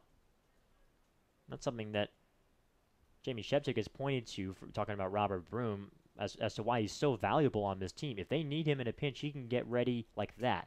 3-2 pitch. Misses low for ball 4. So a 2-out walk. That's the first walk surrendered by Bradley Spooner in this ball game. Means it's now first and second, and the top of the Falmouth order coming up here with Clayton Daniel. So the tying run aboard on first base. Whitecaps ahead 5-3 here in the bottom of the 4th inning. The rain has let up a bit, though it looks like it's still drizzling a little bit out there. We're in the bottom of the 4th. All the talk before this game was about whether we'd be able to go 5, and we'll see. You know, baseball and weather, it's always so hard to keep track of, especially when you're dealing with thunderstorm cells. They're so small, they can pop up in different spots. And it's bunted toward the third base line by Daniel over there, and it's picked up by Datris, but he's just going to take a bite out of it. Clayton Daniel with a drag bunt, and they're going to say it's foul.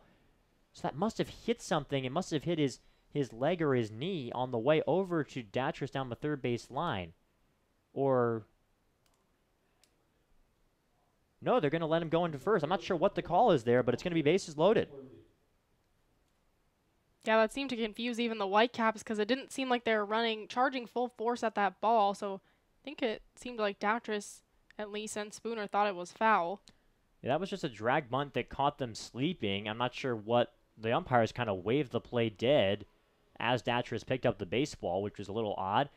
But in any case, that's the last batter that Bradley Spooner is going to face, as Robert Broom is going to be called upon here in the bottom of the 4th inning. And I tell you what, the fact that Jamie Sheptick is bringing on Broom this early in the game kind of tells you he's not expecting a full 9-inning affair tonight. So Austin Langworthy will face the side armor out of Mercer when we come back. You don't want to miss this. You're listening to Brewster Whitecaps Baseball on the Whitecaps Radio Network.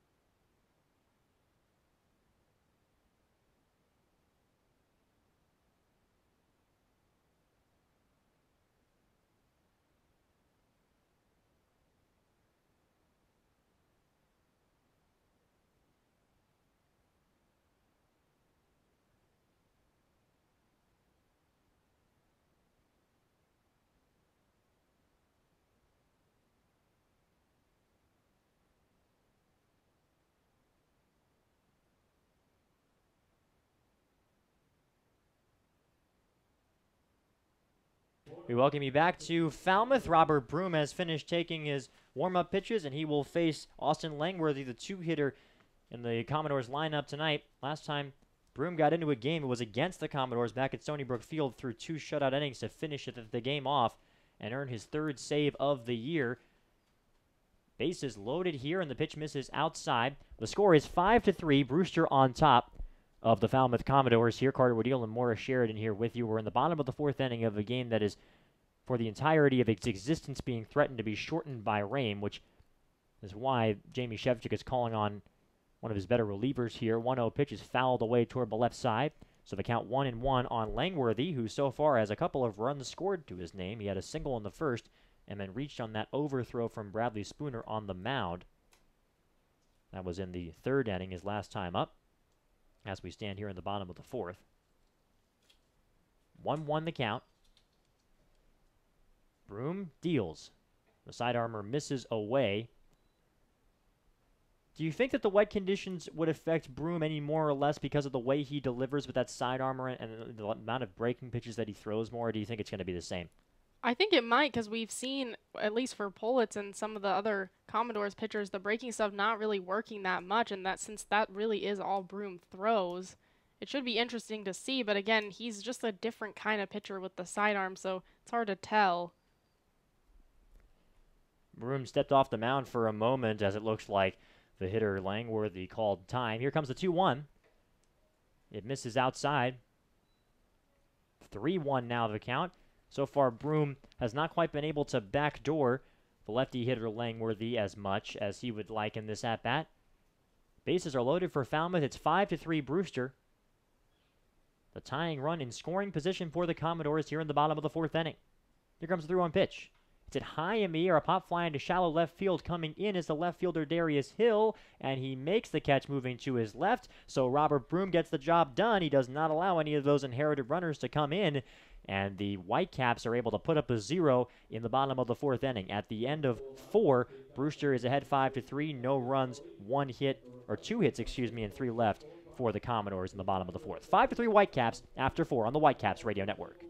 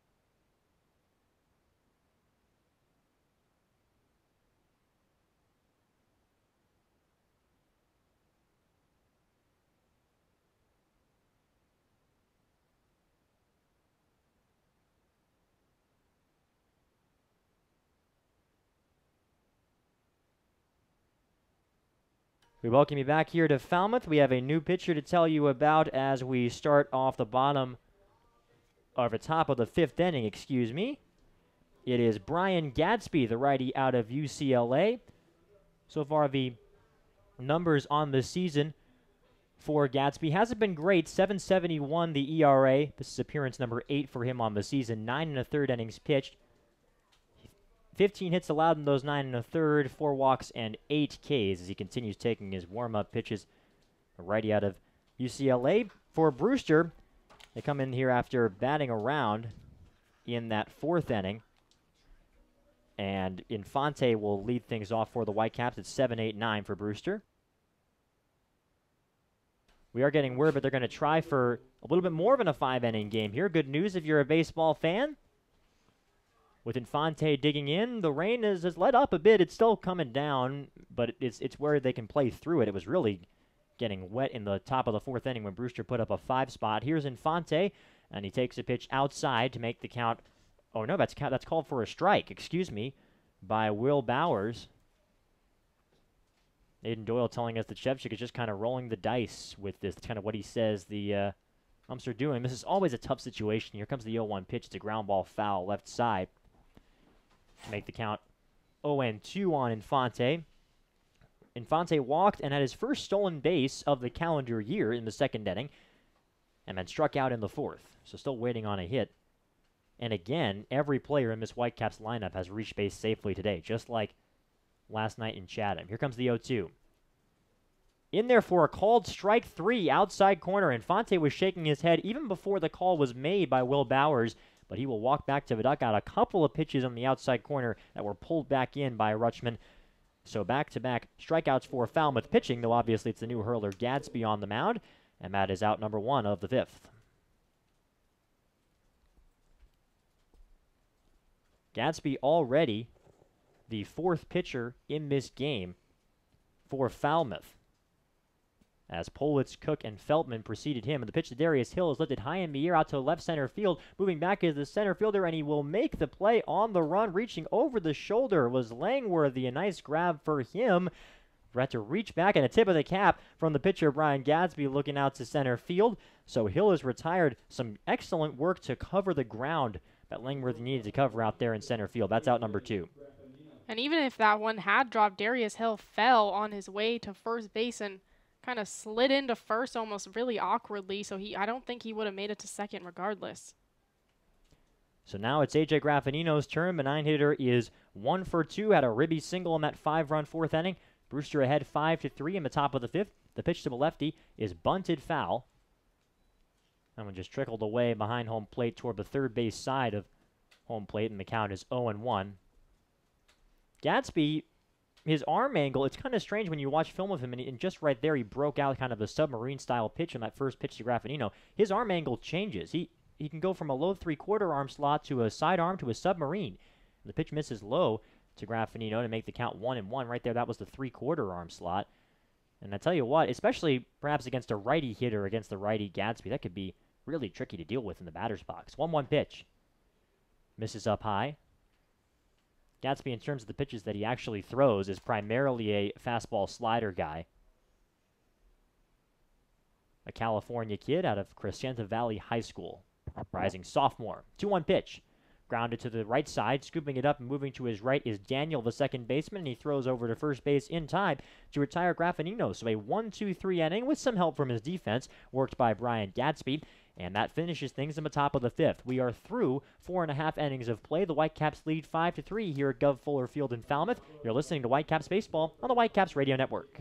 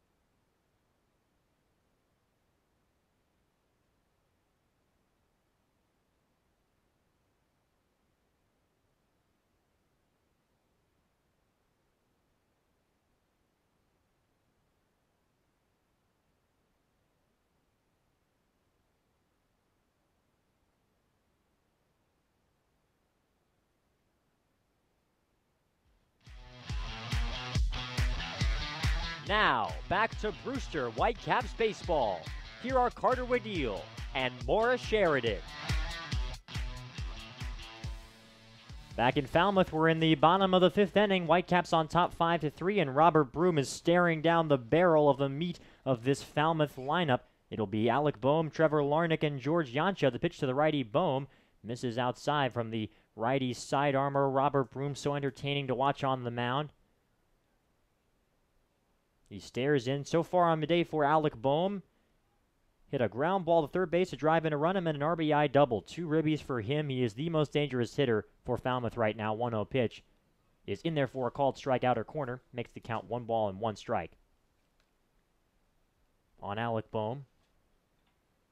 Boehm and Bikina were kind of a 1-2 punch for this Commodores team, and Bikina has started to struggle at the plate. But Boehm has kept on trucking. Here comes the 1-1 pitch to the righty. It's in there for a strike on the outside corner again. Same pitch from Robert Broom, who's ahead in the count. 1 ball and 2 strikes. Broom staring in to Boehm. Broom and Boehm. 1-2 pitch coming. Hit high in the air, foul ground right side. Giving it a look is Julian Infante, but there's not going to be any room out there. It lands maybe a foot or 2 beyond that fence. And one of the brave souls who's still at this ball game will head over and get the baseball. Not too many fans to tell you about. There are probably, not counting for scouts and team employees, maybe 20, 25 people here at the ballpark. The rain continuing to fall in the bottom of the 5th inning. But we have heard from Jamie Shevchik that they're going to try and go beyond when this game becomes official. 1-2 pitch is a high chopper, slow chopper toward the left side. Moving over is the third baseman, Datras. He fields it with the glove hand and throws to first, not in time. Terrific job by Alec Boehm to beat that one out. Datras kind of took charge. Graffinino, the shortstop, could have fielded that, but Datras knew he'd be taking his momentum toward the bag. So he took charge and just could not quite get the throw there. It was accurate, but Boehm reaches on an infield single, his second hit of the ball game. And now it's up to Trevor Larnick here, who stands in as the tying run. The score 5-3 Brewster. We're in the bottom of the 5th here in Falmouth. Been quite the unusual ball game with all the rain. It's 5-5-2 for Brewster, 3-6-3 for Falmouth. 5 errors in this game. The pitch from Broom misses outside. I know Broom is famous for telling our own Aiden Doyle that he really sometimes changes his arm angle a bit. That looked like a submarine angle pitch, more than even just a straight-up side armor. So we have 2 guys on the mound. You never know what their arm angle is going to be with Gatsby on the other side for Falmouth. The 1-0 pitch is foul back to the screen as Larnick kind of exhaled, thought he had a pitch to drive there. Usually Larnick, he's got a reputation as a patient hitter at the plate out of Oregon State, but that time deciding to take a rip. Makes the count 1-1. Runner on first base and nobody out. That runner is Alec Boehm, who is 1 out of 2 stealing bases this season. Here comes the 1-1 pitch. It misses inside. So 2-1 the count. Looks like Broom is having a little bit of trouble locating here. That's kind of the thing with him with his nasty breaking stuff that he has. He does need to have command of it. It's almost something we take for granted when we watch him pitch. He's done such a good job of it this season, but right now, maybe with the wet ball, struggling here. 2-1 pitch is grounded foul right side to make the count 2-2. That one may have been off the outer edge as well, but Boehm reaching out for it and just kind of spoiled it foul. So the count even 2 balls and 2 strikes. Still nobody out. Here in the bottom of the 5th inning, Whitecaps ahead 5-3. Here at Gov Fuller Field in Falmouth, the 3rd game that these 2 teams have played this year. The home team winning the first 2 meetings. Falmouth won 7-1 here, and then Brewster got that 1-0 win a few days ago at Stony Brook Field. 2-2 pitch misses low. So the count now full on Trevor Larnick with a good eye there to lay off that breaking pitch from Robert Broom. 3-2 the count. Robert Broom, really one of probably the best group pitching performance for Brewster this year when he slammed the door against Falmouth back on Monday. 3-2 pitch is a check swing, a grounded foul. Left side. There was just a little excuse me swing from Larnick on a pitch that may have been ball 4. It looked like it was up. We'll never know what the call would have been from Bowers behind the plate, but Larnick just kind of pushed it out the opposite way, foul. So we'll do it again. Count is full 3-2, 5-3 Whitecaps, bottom of the 5th. Bohm is aboard first base with no one out. Falmouth trying to get this game back on level footing. 3-2 pitches, grounded foul, right side. So we'll do this again. This has been impressive here from Trevor Larnach. I think this is a good strategy to come in the plate with. When Robert Broom is on the pitcher's mound, he's going to throw some tricky stuff at you, and the best thing you can do is just foul off the ones that you can and wait for him to make a mistake over the plate. Because if he does, Robert Broom's not going to blow the baseball by anybody. Rarely will he pitch above the mid-80s. And if he can make a mistake, it's a pitch that Larnach could possibly drive. Here comes the 3-2 pitch. It's hit on the ground, right side, scooped up by Dunn, moving to his left. Over to Graffinino for one. On to first base, double play! A 4-6-3 DP for Brewster. Just what Robert Broom needed on the mound. And just like that, there are 2 out here in the bottom of the 5th.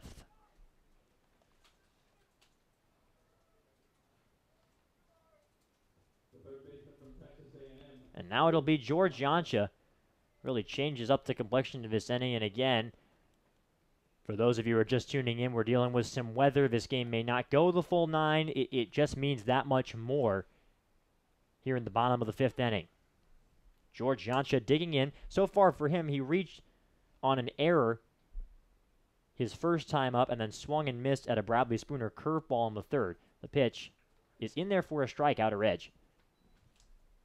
Makes the count 0-1 on George Jancha. Broom ready to go. He's still pitching out of a stretch even though nobody's on.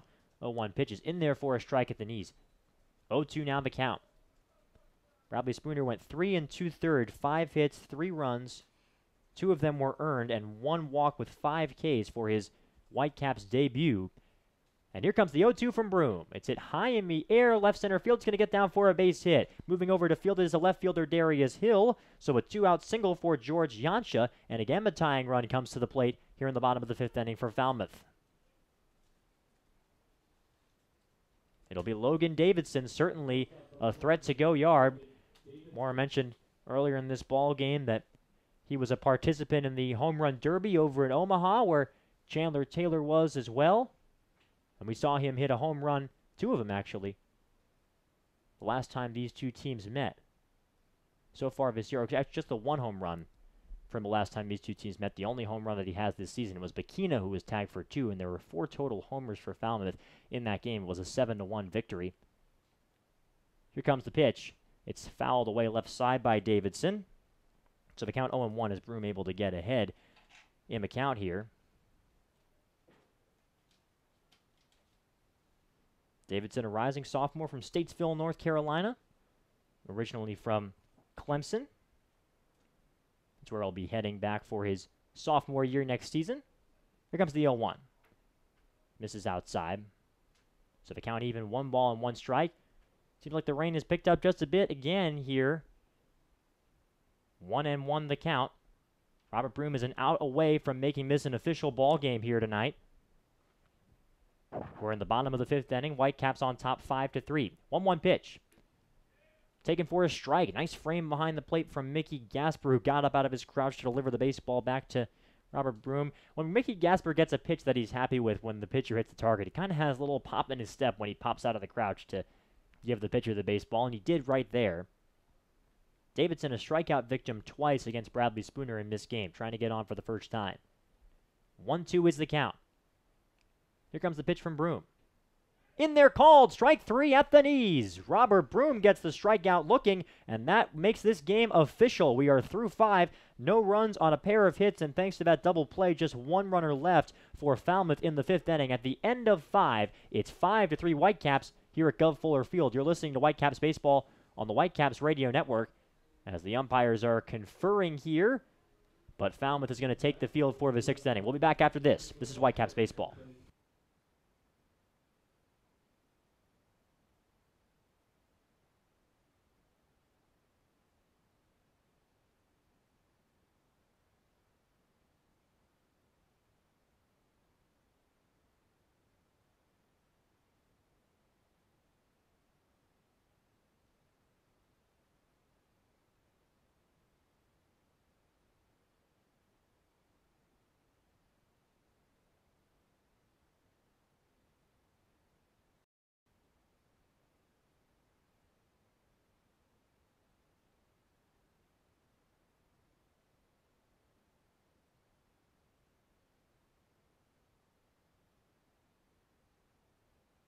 Okay, we welcome you back to Falmouth here. The umpires are conferring right now. The grounds crew is coming out to put some dirt on the area around home plate and the pitcher's mound. The score is 5-3 Brewster.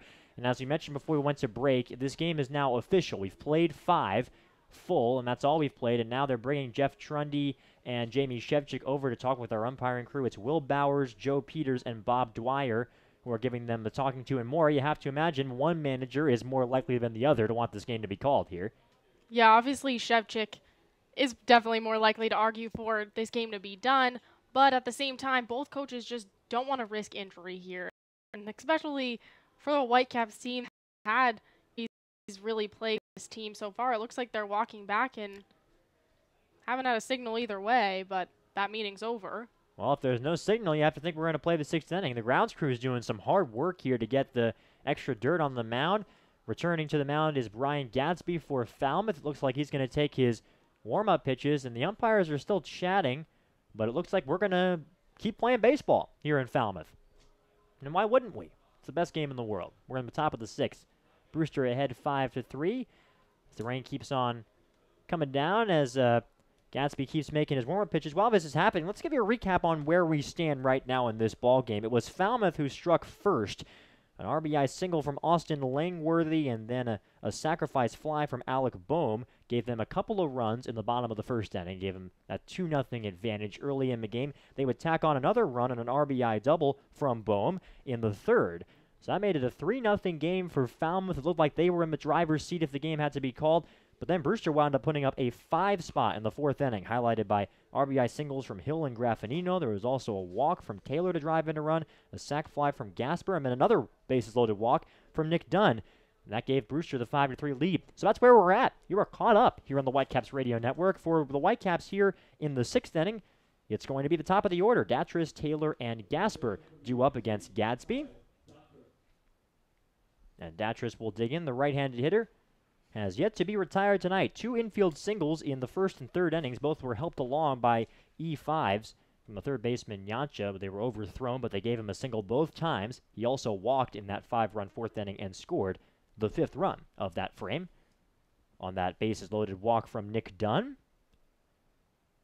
And as the grounds crew is just finishing everything up, they wanted to make sure to get some sand out. They want to do their best to try and soften up the infield as best they can, as it's still raining here in Falmouth. But Nick Dunn is ready, taking some hacks. Gadsby is staring in. And we're ready for baseball. Nick Dunn hitting from the right side. Gadsby entered this game in the top of the 5th inning, worked a 1-2-3-5 against the bottom third of the Whitecaps order. And he deals, and it's outside. The count is 1-0 on Kyle Datris.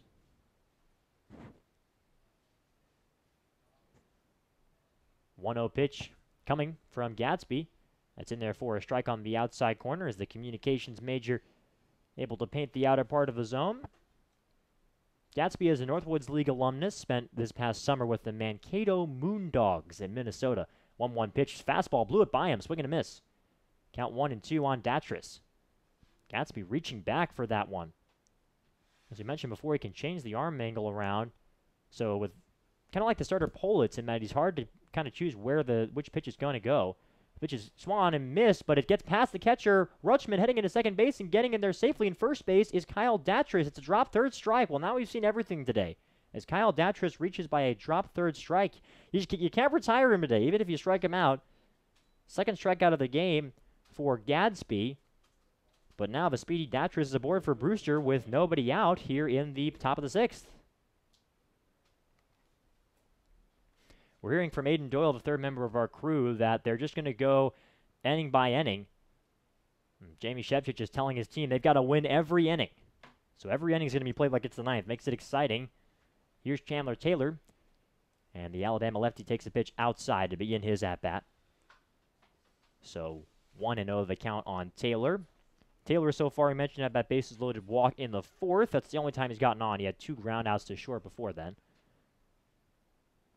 Here comes the 1-0 pitch. Misses outside, so 2-0 the count. That one missed pretty well off of the outside part of the plate. Out of the hand of Gadsby.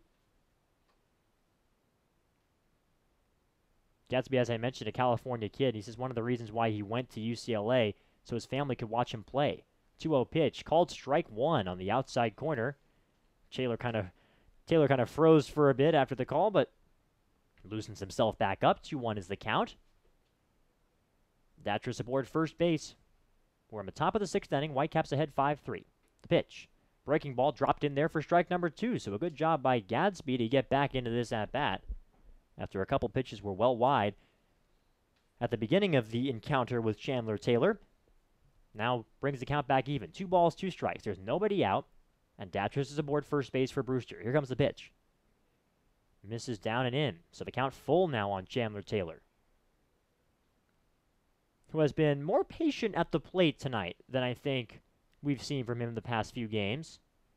Been a little over-aggressive, especially on fastballs. We saw it a couple of times in Wareham in at-bats for him. It was 2 nights ago for the Whitecaps. And they're going to throw over to first base, and Datris doesn't slide, kind of awkwardly steps on the bag, gets back in time. And Taylor will dig back in again. 3-2 the count. Holding the set and dealing is Gadsby. And it misses outside for ball 4, so Taylor with back-to-back walks on his day, and a strikeout and a walk. Quite the rally, right? Make it 2 on and nobody out for the Whitecaps, first and second. It's Mickey Gasper, who will now come up to plate for Brewster. First and second and nobody out. The rain still falling here at Gov Fuller Field in Falmouth. Gasper so far today has a fly out to left, a walk, and then a sacrifice fly in the 4th inning. That was Mickey Gasper's 22nd ribby of the season. Gadsby staring in. Now holds the set. And here comes the pitch from the righty. Gasper shows bunt and takes a pitch outside. Count 1-0. I'd be surprised if Jamie Shevchik was going to put on the bunt sign to bunt with his best hitter at the plate. But the situation, if you're a person who likes to bunt, is this kind of tailor-made for it. 2 on and no one out. First and second. Here comes the pitch. It's an underhand throw, and it misses outside. That sidearm motion coming from Brian Gadsby makes it 2-0. Really catches me off guard in the booth. I wonder how much it catches off guard the hitters for Brewster in this ball game. His high school coach, Brian Gadsby, says that not just the way he pitches, but kind of his lankiness. He's 6'2", 170. It can all kind of be off-putting for hitters as Gasper fouls that one back. Makes the count 2 balls and 1 strike on the backstop out of Bryant. And the count is 2-1. Gadsby has said that if this whole baseball thing doesn't work out, he wants to go into our business, Mora. Says he wants to work at ESPN one day. 2-1 pitch. Gasper shows bunt again, and again takes the pitch out of the zone. That one was up high, so the count is 3-1. Boy, we have not seen a lot of control so far in this game. You have to think that the conditions and the wet baseball have something to do with it. I think it's also not a coincidence we haven't seen any pitchers that so far have been deployed but have a dominant fastball. They all kind of rely on movement. Here comes a 3-1 pitch. And it misses low in the eyes of Will Bowers. Holding that one in place for a long time was the catcher Rutschman, but he doesn't get the call. And so the Whitecaps have loaded the bases again here in the 6th inning. A dropped third strike and a pair of walks load things up for the cleanup hitter Michael Curry.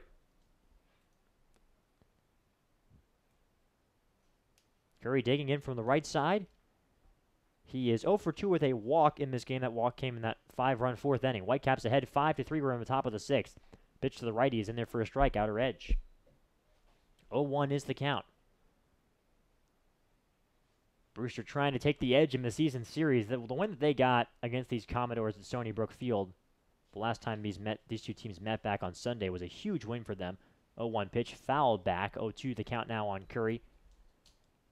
Wasn't the best day for the position players. They only scored 1 run and they left a dozen men on base, but the pitching staff turned in its first shutout of the year. 6 innings from Davis Daniel were a big part of that, and then Robert Broom, who remains in the game for Brewster, came on to slam the door. Here comes the 0-2 pitch. It's an off-speed pitch, grounded foul, left side. Curry took a rip at that one. Looked like that one jammed him a little bit, just spoiled it left side. So we'll do it again. 0-2 the count on Michael Curry. Curry coming off an excellent night in Chatham last night. Scored 2 runs, including an RBI infield single as well on that day. 0-2 pitch misses down and away in the dirt. Nicely done by Rutschman to block it. Had to move to his right, kind of even with the left-handed batter's box on the right side of home plate, and blocked it off of his chest protector. 1-2 is the count. That's another thing that makes it more difficult when there's rain, is because that area around home plate, it's harder now. The infield dirt makes it harder to block stuff like that. 1-2 pitch is grounded softly right side. It's scooped up by O'Neill, the first baseman. He's going to double clutch it, and he doesn't let go of the baseball, and everybody's safe. What a strange play that was. O'Neill looked like he couldn't make up his mind as to whether to go home for the force or get the out at first base, and he did neither. So we'll see how that's scored, but the Whitecaps have extended their lead. It's now 6-3. That was a super weird play there, and it also looks like not only could he not decide, he couldn't get control of the baseball, kind of bobbling in his hands, and just looks like it was very slippery, but definitely could have probably got Curry out at first if he had made the turn quick enough. Still no scoring decision on that play, but it does move Curry to first base. Taylor's at third. Gasper is at second.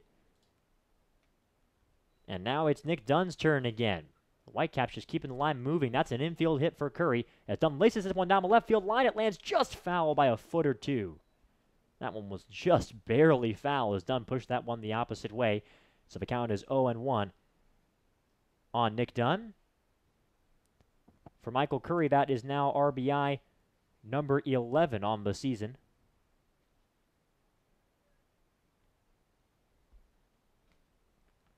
Nick Dunn digging in from the left side. Base is loaded here for Brewster. It's 6-3 Whitecaps. We're in the top of the sixth inning of a strange ball game. Nick Dunn takes a pitch outside to make the count 1-1. Feels like we were due for a strange game where we had a few normal ones in a row. We've had some interesting baseball for the Whitecaps. Been fun for us to watch. Hopefully been fun for you to listen to on the Whitecaps Radio Network. 1-1 pitch coming. It's fouled away left side. That was another one from Gadsby. Looked like that was just a little bit toward a submariner pitch. Wasn't quite parallel to the ground when he delivered that. It was a little bit lower, that arm angle from Brian Gadsby. It just keeps changing. 1-2 is the count on Nick Dunn. Base is loaded. The pitch is a soft ground ball right side. It goes foul down the first base line. Still nobody out here in the top of the sixth inning. And you have to imagine it's right now 8:15. The forecast said that the time when the worst rainstorm was going to come in was a half hour ago. So you wonder if it's either at our doorstep or if it's just going to stay like this. It's still raining, of course. Pretty decently hard out there. And you feel like as the 1-2 pitch comes along, it's lifted into center field. Coming in as a center fielder, Landworthy, and it drops in front of him for a base hit. Scoring from third is Chandler Taylor, and that is another run for Brewster, an RBI single for Nick Dunn. He's got a pair of runs driven in tonight, and the Whitecaps now lead 7-3.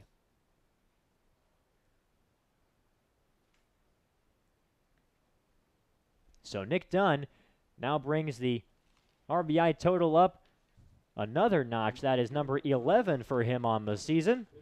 And Hunter Bishop will try to keep the line moving for Brewster. It's been another great day for the Whitecaps offense despite the wet weather here in Falmouth.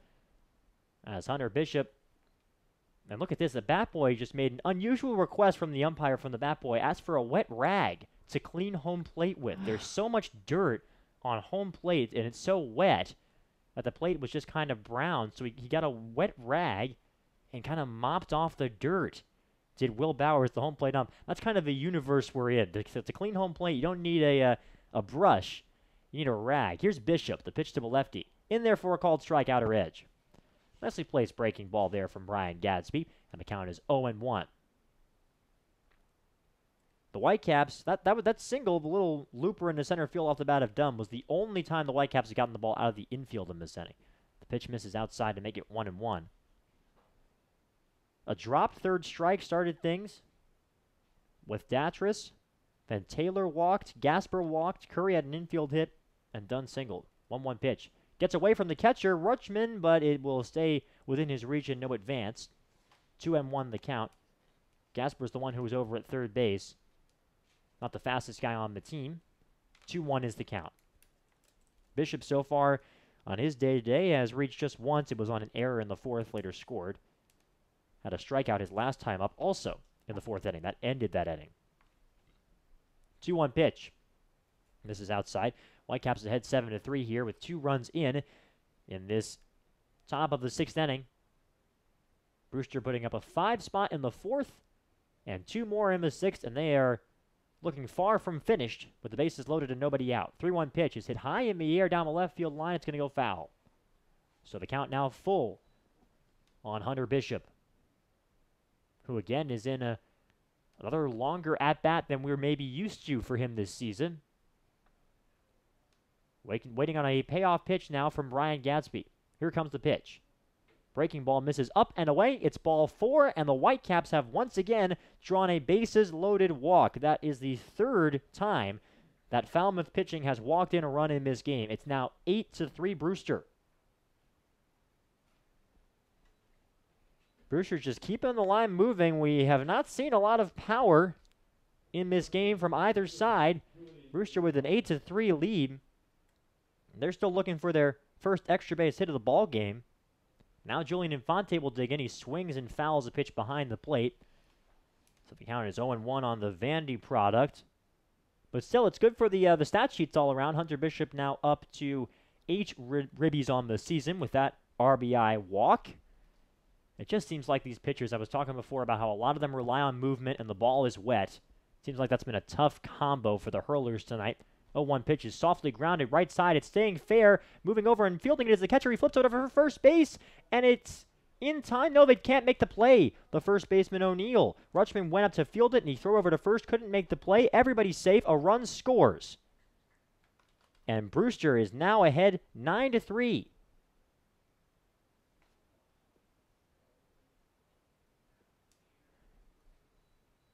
So that will keep the bases loaded, and there's still nobody out.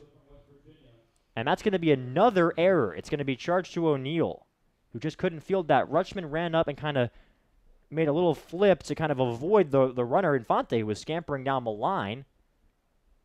But the run comes in to score. I mean, this has been an unusual inning to say the least. The pitch is outside, an off-speed pitch to Darius Hill. What a strange ball game. Drop, third strike, walk, infield single, bloop single, walk, error for Brewster. 1-0 pitch is swung on, and that looked like it hit him. Darius Hill, of course, he won't be able to go to first because he took a rip at it. He'll take a second to walk around and walk it off. Looked like that might have got him. I'm not sure exactly where, but the count is 1-1, and he's okay. He's going to dig back in. Hill so far today, highlight of his day was an RBI single in the 4th inning. That was the first run of Brewster's offensive performance. It's 9-3 Whitecaps here in the top of inning number 6. We thank you so much for joining us on the Whitecaps Radio Network. Carter Woodhill and Morris Sheridan here with you. 1-1 pitch is a high pop fly into shallow center field, and losing it in the lights, and now getting it back and making a basket catch is Langworthy. He almost launched that baseball in the lights. He was waving his arms, with that universal pose with both of his arms outstretched, saying, I don't know where this baseball is. But he wound up coming in and made an underhand catch. So now it's Graffinino's turn. And nobody scored on that one, which is big for this Commodores team. You try to get out of this inning with just the 4 runs they've allowed. Again, bases loaded, so every out's a big one for Falmouth right now. Graffinino takes a pitch in there for a strike at the letters. Wasn't a fan of the call from Will Bowers behind the plate. It was a fastball. And the count 0-1. Bases loaded, 1 man out. The pitch misses low. So 1 ball and 1 strike. And you're right, Maura. Being able to just get that out on the board. I mean, the Whitecaps have already batted around here with Graffinino, the 9-hitter coming up. 1-1 pitch is looped into left field. Coming over, moving to his right is Watson, and it drops for a base hit. Heading in from third to score is Nick Dunn, and everybody's just going to move up a base. It's an RBI single for A.J. Graffinino. It's now 10-3 Brewster. This ball game is getting out of hand for Falmouth. Well, every time I talk to Jamie Shevchik about what he wants, he says he wants a full team effort, and this is just about as full team effort as you can get. I mean, everybody getting involved from 1 to 9, every batter getting a hit, getting on base today. So just what you want if you're Jamie Shevchik. If you're the Commodores, not so much. 7 ribbies now for Graffinino this season. There is action in the Falmouth pen. as a right-hander is warming out there. It looks like that is Robbie Pito, from North Carolina.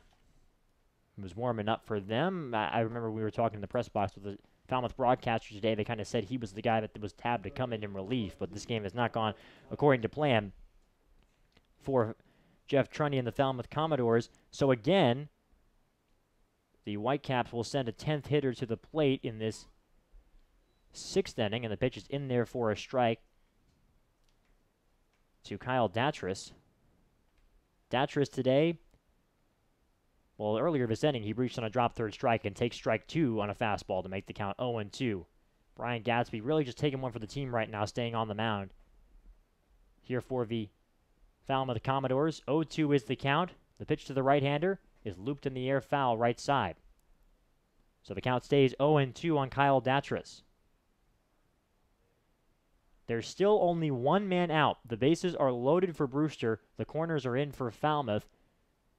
Middle infielder's double play depth. 0-2 pitch is hit high in the air out to left center field. Moving back at the left fielder Watson and looking up, and it's off the left center field wall. At one hops it out there. Scampering over to field, it is Langworthy. 1-run score, 2-run scores, and it's a 2-run RBI single. Is staying at first base there was Kyle Datris, and it's now 12-3 Whitecaps. Well, that was the first hard-hit baseball that we've seen in this inning for Brewster. And it's now 7 runs here in the top of the 6th inning for the Whitecaps, the most productive inning offensively they've had all year. And Datris is having a day to remember at the plate. Still has yet to be retired. Was struck out, but reached on the drop third strike. And it looks like, well, we've got a conversation between one of the Falmouth coaches and the umps here. They're kind of gesturing over toward the bullpen, but I don't see a signal. The umps are coming together. The score is 12-3 now on the 2-run single from Kyle Datris, and you have to, maybe imagine that as Jeff Trunny now comes out to talk to the umpires and his assistant coach, one of the things they're thinking about is, listen, it's still raining. There's more rain forecasted for tonight. And a 9-run deficit is not a small thing to accomplish. And the umpires, well, it looks like our home plate ump, Will Bowers, just kind of made a motion, and I think we're done playing baseball tonight. That is the end of the ball game. Will Bowers has signaled to the press box that the game has been called. So Falmouth waving the white flag here in the top of the 6th inning. Maura, this was the weirdest ball game I think we've seen all year. But at the end of the day, you kind of separating it from the wet weather and the frantic scramble to get the field ready, the frantic scramble for us in the booth to get our broadcast ready, and all of the strange ways the Ruds came aboard.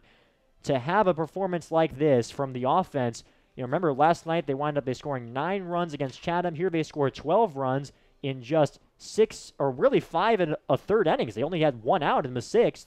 It's got to be a big takeaway for Jamie Shevchik's club. Absolutely, especially because the 3 games before that, they scored just 2 runs in 3 games. So your offense coming alive as a team, and I think that's exactly what Shevchik wants. And another thing is that they did come back from behind earlier in this game. They were down.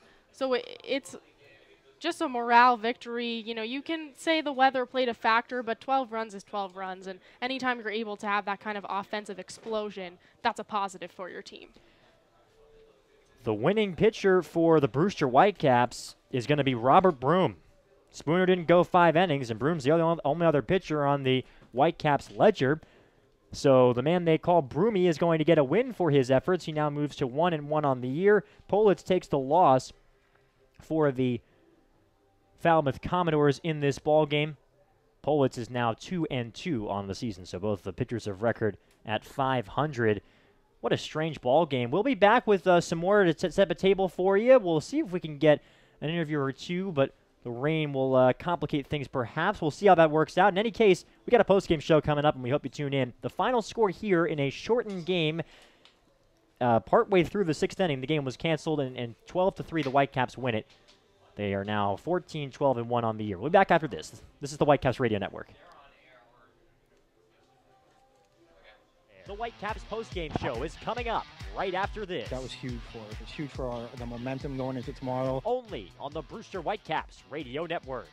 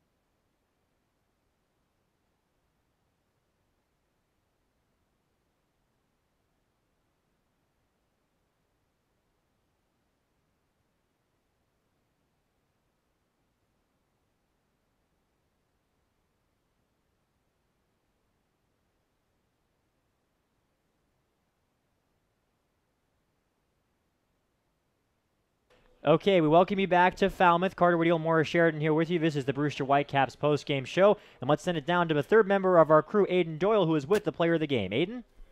Thanks, Maura. Here with Bradley Spooner. Brad, first start in the Cape League, first appearance.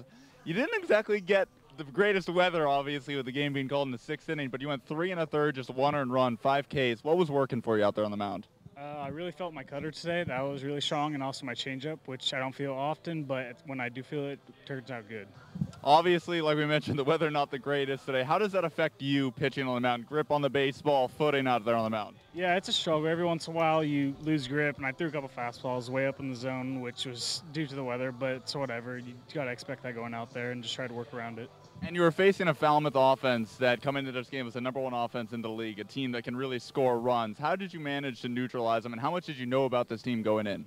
I actually knew nothing about this team. I just came in here blind, just do what I normally do, which is I come out here, throw strikes with all 4 of my pitchers, and then however it works out, works out. Speaking of coming in blind, this is your first start for Brewster, so obviously new teammates, new catcher. How do you establish that rapport and that chemistry very quickly on the fly? Yeah, this team's awesome. I enjoy everyone's presence. It's nice. Everyone on this team's cool. The coaches are cool. Everything is really like chilled back. I hear from other teams, so it's a nice experience being on the Brewsters. All right, welcome to Brewster. All right, thank you, Aiden. Good review there from Bradley Spooner. Says he kind of said he heard from other teams. Says he kind of made it seem like he was kind of happy to be here with the Whitecaps. But how do you like that coming in and saying, listen, he was called up from the community college. He went in blind today. Yeah, that's not surprising because it actually was supposed to be Stever who got the start today for the Whitecaps. He's feeling just a little fatigue, a little tenderness, so he decided, and so did the coaching staff, not to put Stever in that position today. So Spooner just kind of thrown into his first start, and honestly, with the weather and all the other factors, did a good job. And it's good to, you can tell he's from California, chilled back. That's not really something you hear a lot in New England. But, yeah, I mean, only 2 earned runs for him, and I think definitely a solid start and a good start for a Jamie Shevchik team that was a little bit nervous about their pitching staff probably going into today. Yeah, I think that all things considered, the weather, though it was really a headache at the beginning of the game and kind of made for some, we'll tell it like it is. It made for some ugly baseball at the end of this ball game. At the end of the day, for Brewster, not the worst thing in the world because now you get the W, but you came in to get against a very good Falmouth team. and you are able to save, as you said, that pitching staff. They do use Robert Broom, who has been their best arm out of the bullpen, but he's able to slam the door. And now a team that has been desperate for arms and is still desperate for arms is finally, for the first time maybe in 2 or 3 weeks, feeling like they have all the bullets left in the chambers, so to speak. Absolutely, with Polly and Stever now fully rested, and I was told by Shevchik that Stever is probably going to be good to go for tomorrow. No, I don't know if he'll start, but he'll at least be on deck if he needs to go in for the bullpen. You got Tribuker. You got a lot of guys that now can play, and a lot of it, is credit to today, but also credit to Matthew Beck sticking it out, going 4 innings yesterday for Brewster. And it goes back to the offense. And anytime you can give that much of a cushion to your pitchers, it's going to, help your team in the end. All right, we're going to send it down. Speaking to Jamie Shevchik, he is with our own Aiden Doyle down on the field. Aiden? Thanks, Maura. Here with Coach Shevchik. Coach, not the best weather you've ever seen here on the Cape, but the team battling through it to come out with a victory. What did you like about the team today? Well, first, I coach baseball in the Northeast, so I'm used to this. I mean, we'll play in snow. It doesn't bother me. Some of these prima donnas, it's a different story. But, today was, it wasn't the ideal conditions to play baseball in. But, I'm happy to be walking out of here with a W instead of a loss. So I think the biggest part of today's game came in, I think it was the 4th inning or so or maybe it was even the 3rd inning when we had to bring in Broom with the bases loaded, because that could have been the difference maker right there. Him getting us out of that jam changed the entire tempo of the game. Broom obviously relieving Bradley Spooner, who made his first appearance today for the Brewster Whitecaps. Went 3 in the 3rd, just 1 earned run, 5 strikeouts. What did you see? Right-handed starter. He pitched good enough to win. Threw a lot of strikes, mixed it up. Didn't have an overpowering fastball. Worked his changeup, his curveball, fastball. Kept hitters off balance. It's kind of the same thing that happened to us the other night at Wareham, and probably the time before that when we played YD. You need a couple of those guys. So if he's going to pitch like that and he's going to change speeds, he'll be all right. Walking a lot, obviously. Some of the control Falmouth had helped. Offensively, it seems like what this team wants to see is that more consistency up and down the lineup, guys getting on base and then stringing together a lot of base hits. Yeah, create runs, create opportunities to score runs. If that means getting on base, getting hit by a pitch, being a little bit more patient at the plate and getting guys on base and then coming up the big hit, that's kind of been our offense the whole year. When we get out there and we score big numbers, that's you're always going to add in 5-6 walks in that mix. That's back-to-back Brewster Whitecaps. Field against a tough Whitey Red Sox team. What are you looking for tomorrow to continue this streak? Well, with the road losses, somebody made it a point to me the other day about our losses on the road, our 4-8 record. So it kind of motivated me a little bit to get in these guys and start winning some games on the road. So now going to YD tomorrow, we're just happy that we're going in there on the plus side of 500. We're facing a left-hander tomorrow, so that's always tough. I think YD's got that figured out. So we'll see. We'll see what happens tomorrow. All right. Congrats on the win, Coach. Thanks. More, it sounds like you motivated Coach Shevchik. That was in Wareham a couple of nights ago, where you pointed out the record for the Whitecaps that they lost on the road, and the numbers do speak for themselves. Back-to-back road wins here for Brewster. Yeah, I'm taking credit for both of these wins. Apparently, I'm just the motivating factor for these wins, but no, I mean, I think it's again, what is with these words today? Prima donnas, Jamie Shevchik calls his team, but they really were in for a dramatic game, I guess. This was a crazy one. I've never seen anything like it. 3 bases-loaded walks for this team today. We saw everything, including Kyle Datras getting on a 3rd strikeout that just kind of went behind the catcher. Any situation you could imagine really happened today. So just a win, if for nothing else, just a morale win, and also getting everyone involved on this offense. It's just going to boost egos essentially and help people have more confidence going to the plate, especially for guys like Darius Hill, who's been struggling a little bit. He got a RBI single today, so getting those kind of guys involved is always a positive. So I want to and as we start to wrap things up here in the Whitecaps postgame show, this has been such a strange game that the final score is in question right now. I'm looking at point streak, which is what it's kind of our Bible in terms of stats and facts and figures from the game. And I think, they make a good point, does point streak here, by wiping out that 6th inning. I mean, the Whitecaps scored 12 runs in this game, but right now in the book, it's a 5-3 win for Brewster because those 7 runs that Brewster scored in that 6th inning, they didn't finish the inning.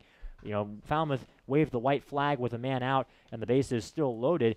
So whether it's 5-3 or 12-3, either way, it's a win for Brewster. They're now 14-12-1 on the season. and they will be going back to YD. I do have some confirmation here from Maiden that it is indeed a 5-3 win. So kind of a strange thing. They scored 12 runs, but only 5 of them count. But all that matters to Jamie Shevchik, I'm sure, is the W. Falmouth now drops to 12-13-1. We'll be back tomorrow. The Whitecaps return home after this road trip. They will face the defending champion YD Red Sox from Stony Brook Field. Game starts at 5 o'clock p.m. We'll have our coverage at about 4:45. And we hope to see you then here on the Whitecaps Radio Network. Thank you so much for tuning in tonight. Once again, the final score in the book, it's going to be 5-3. Brewster wins it over Falmouth. Thank you so much for tuning in and have a great night.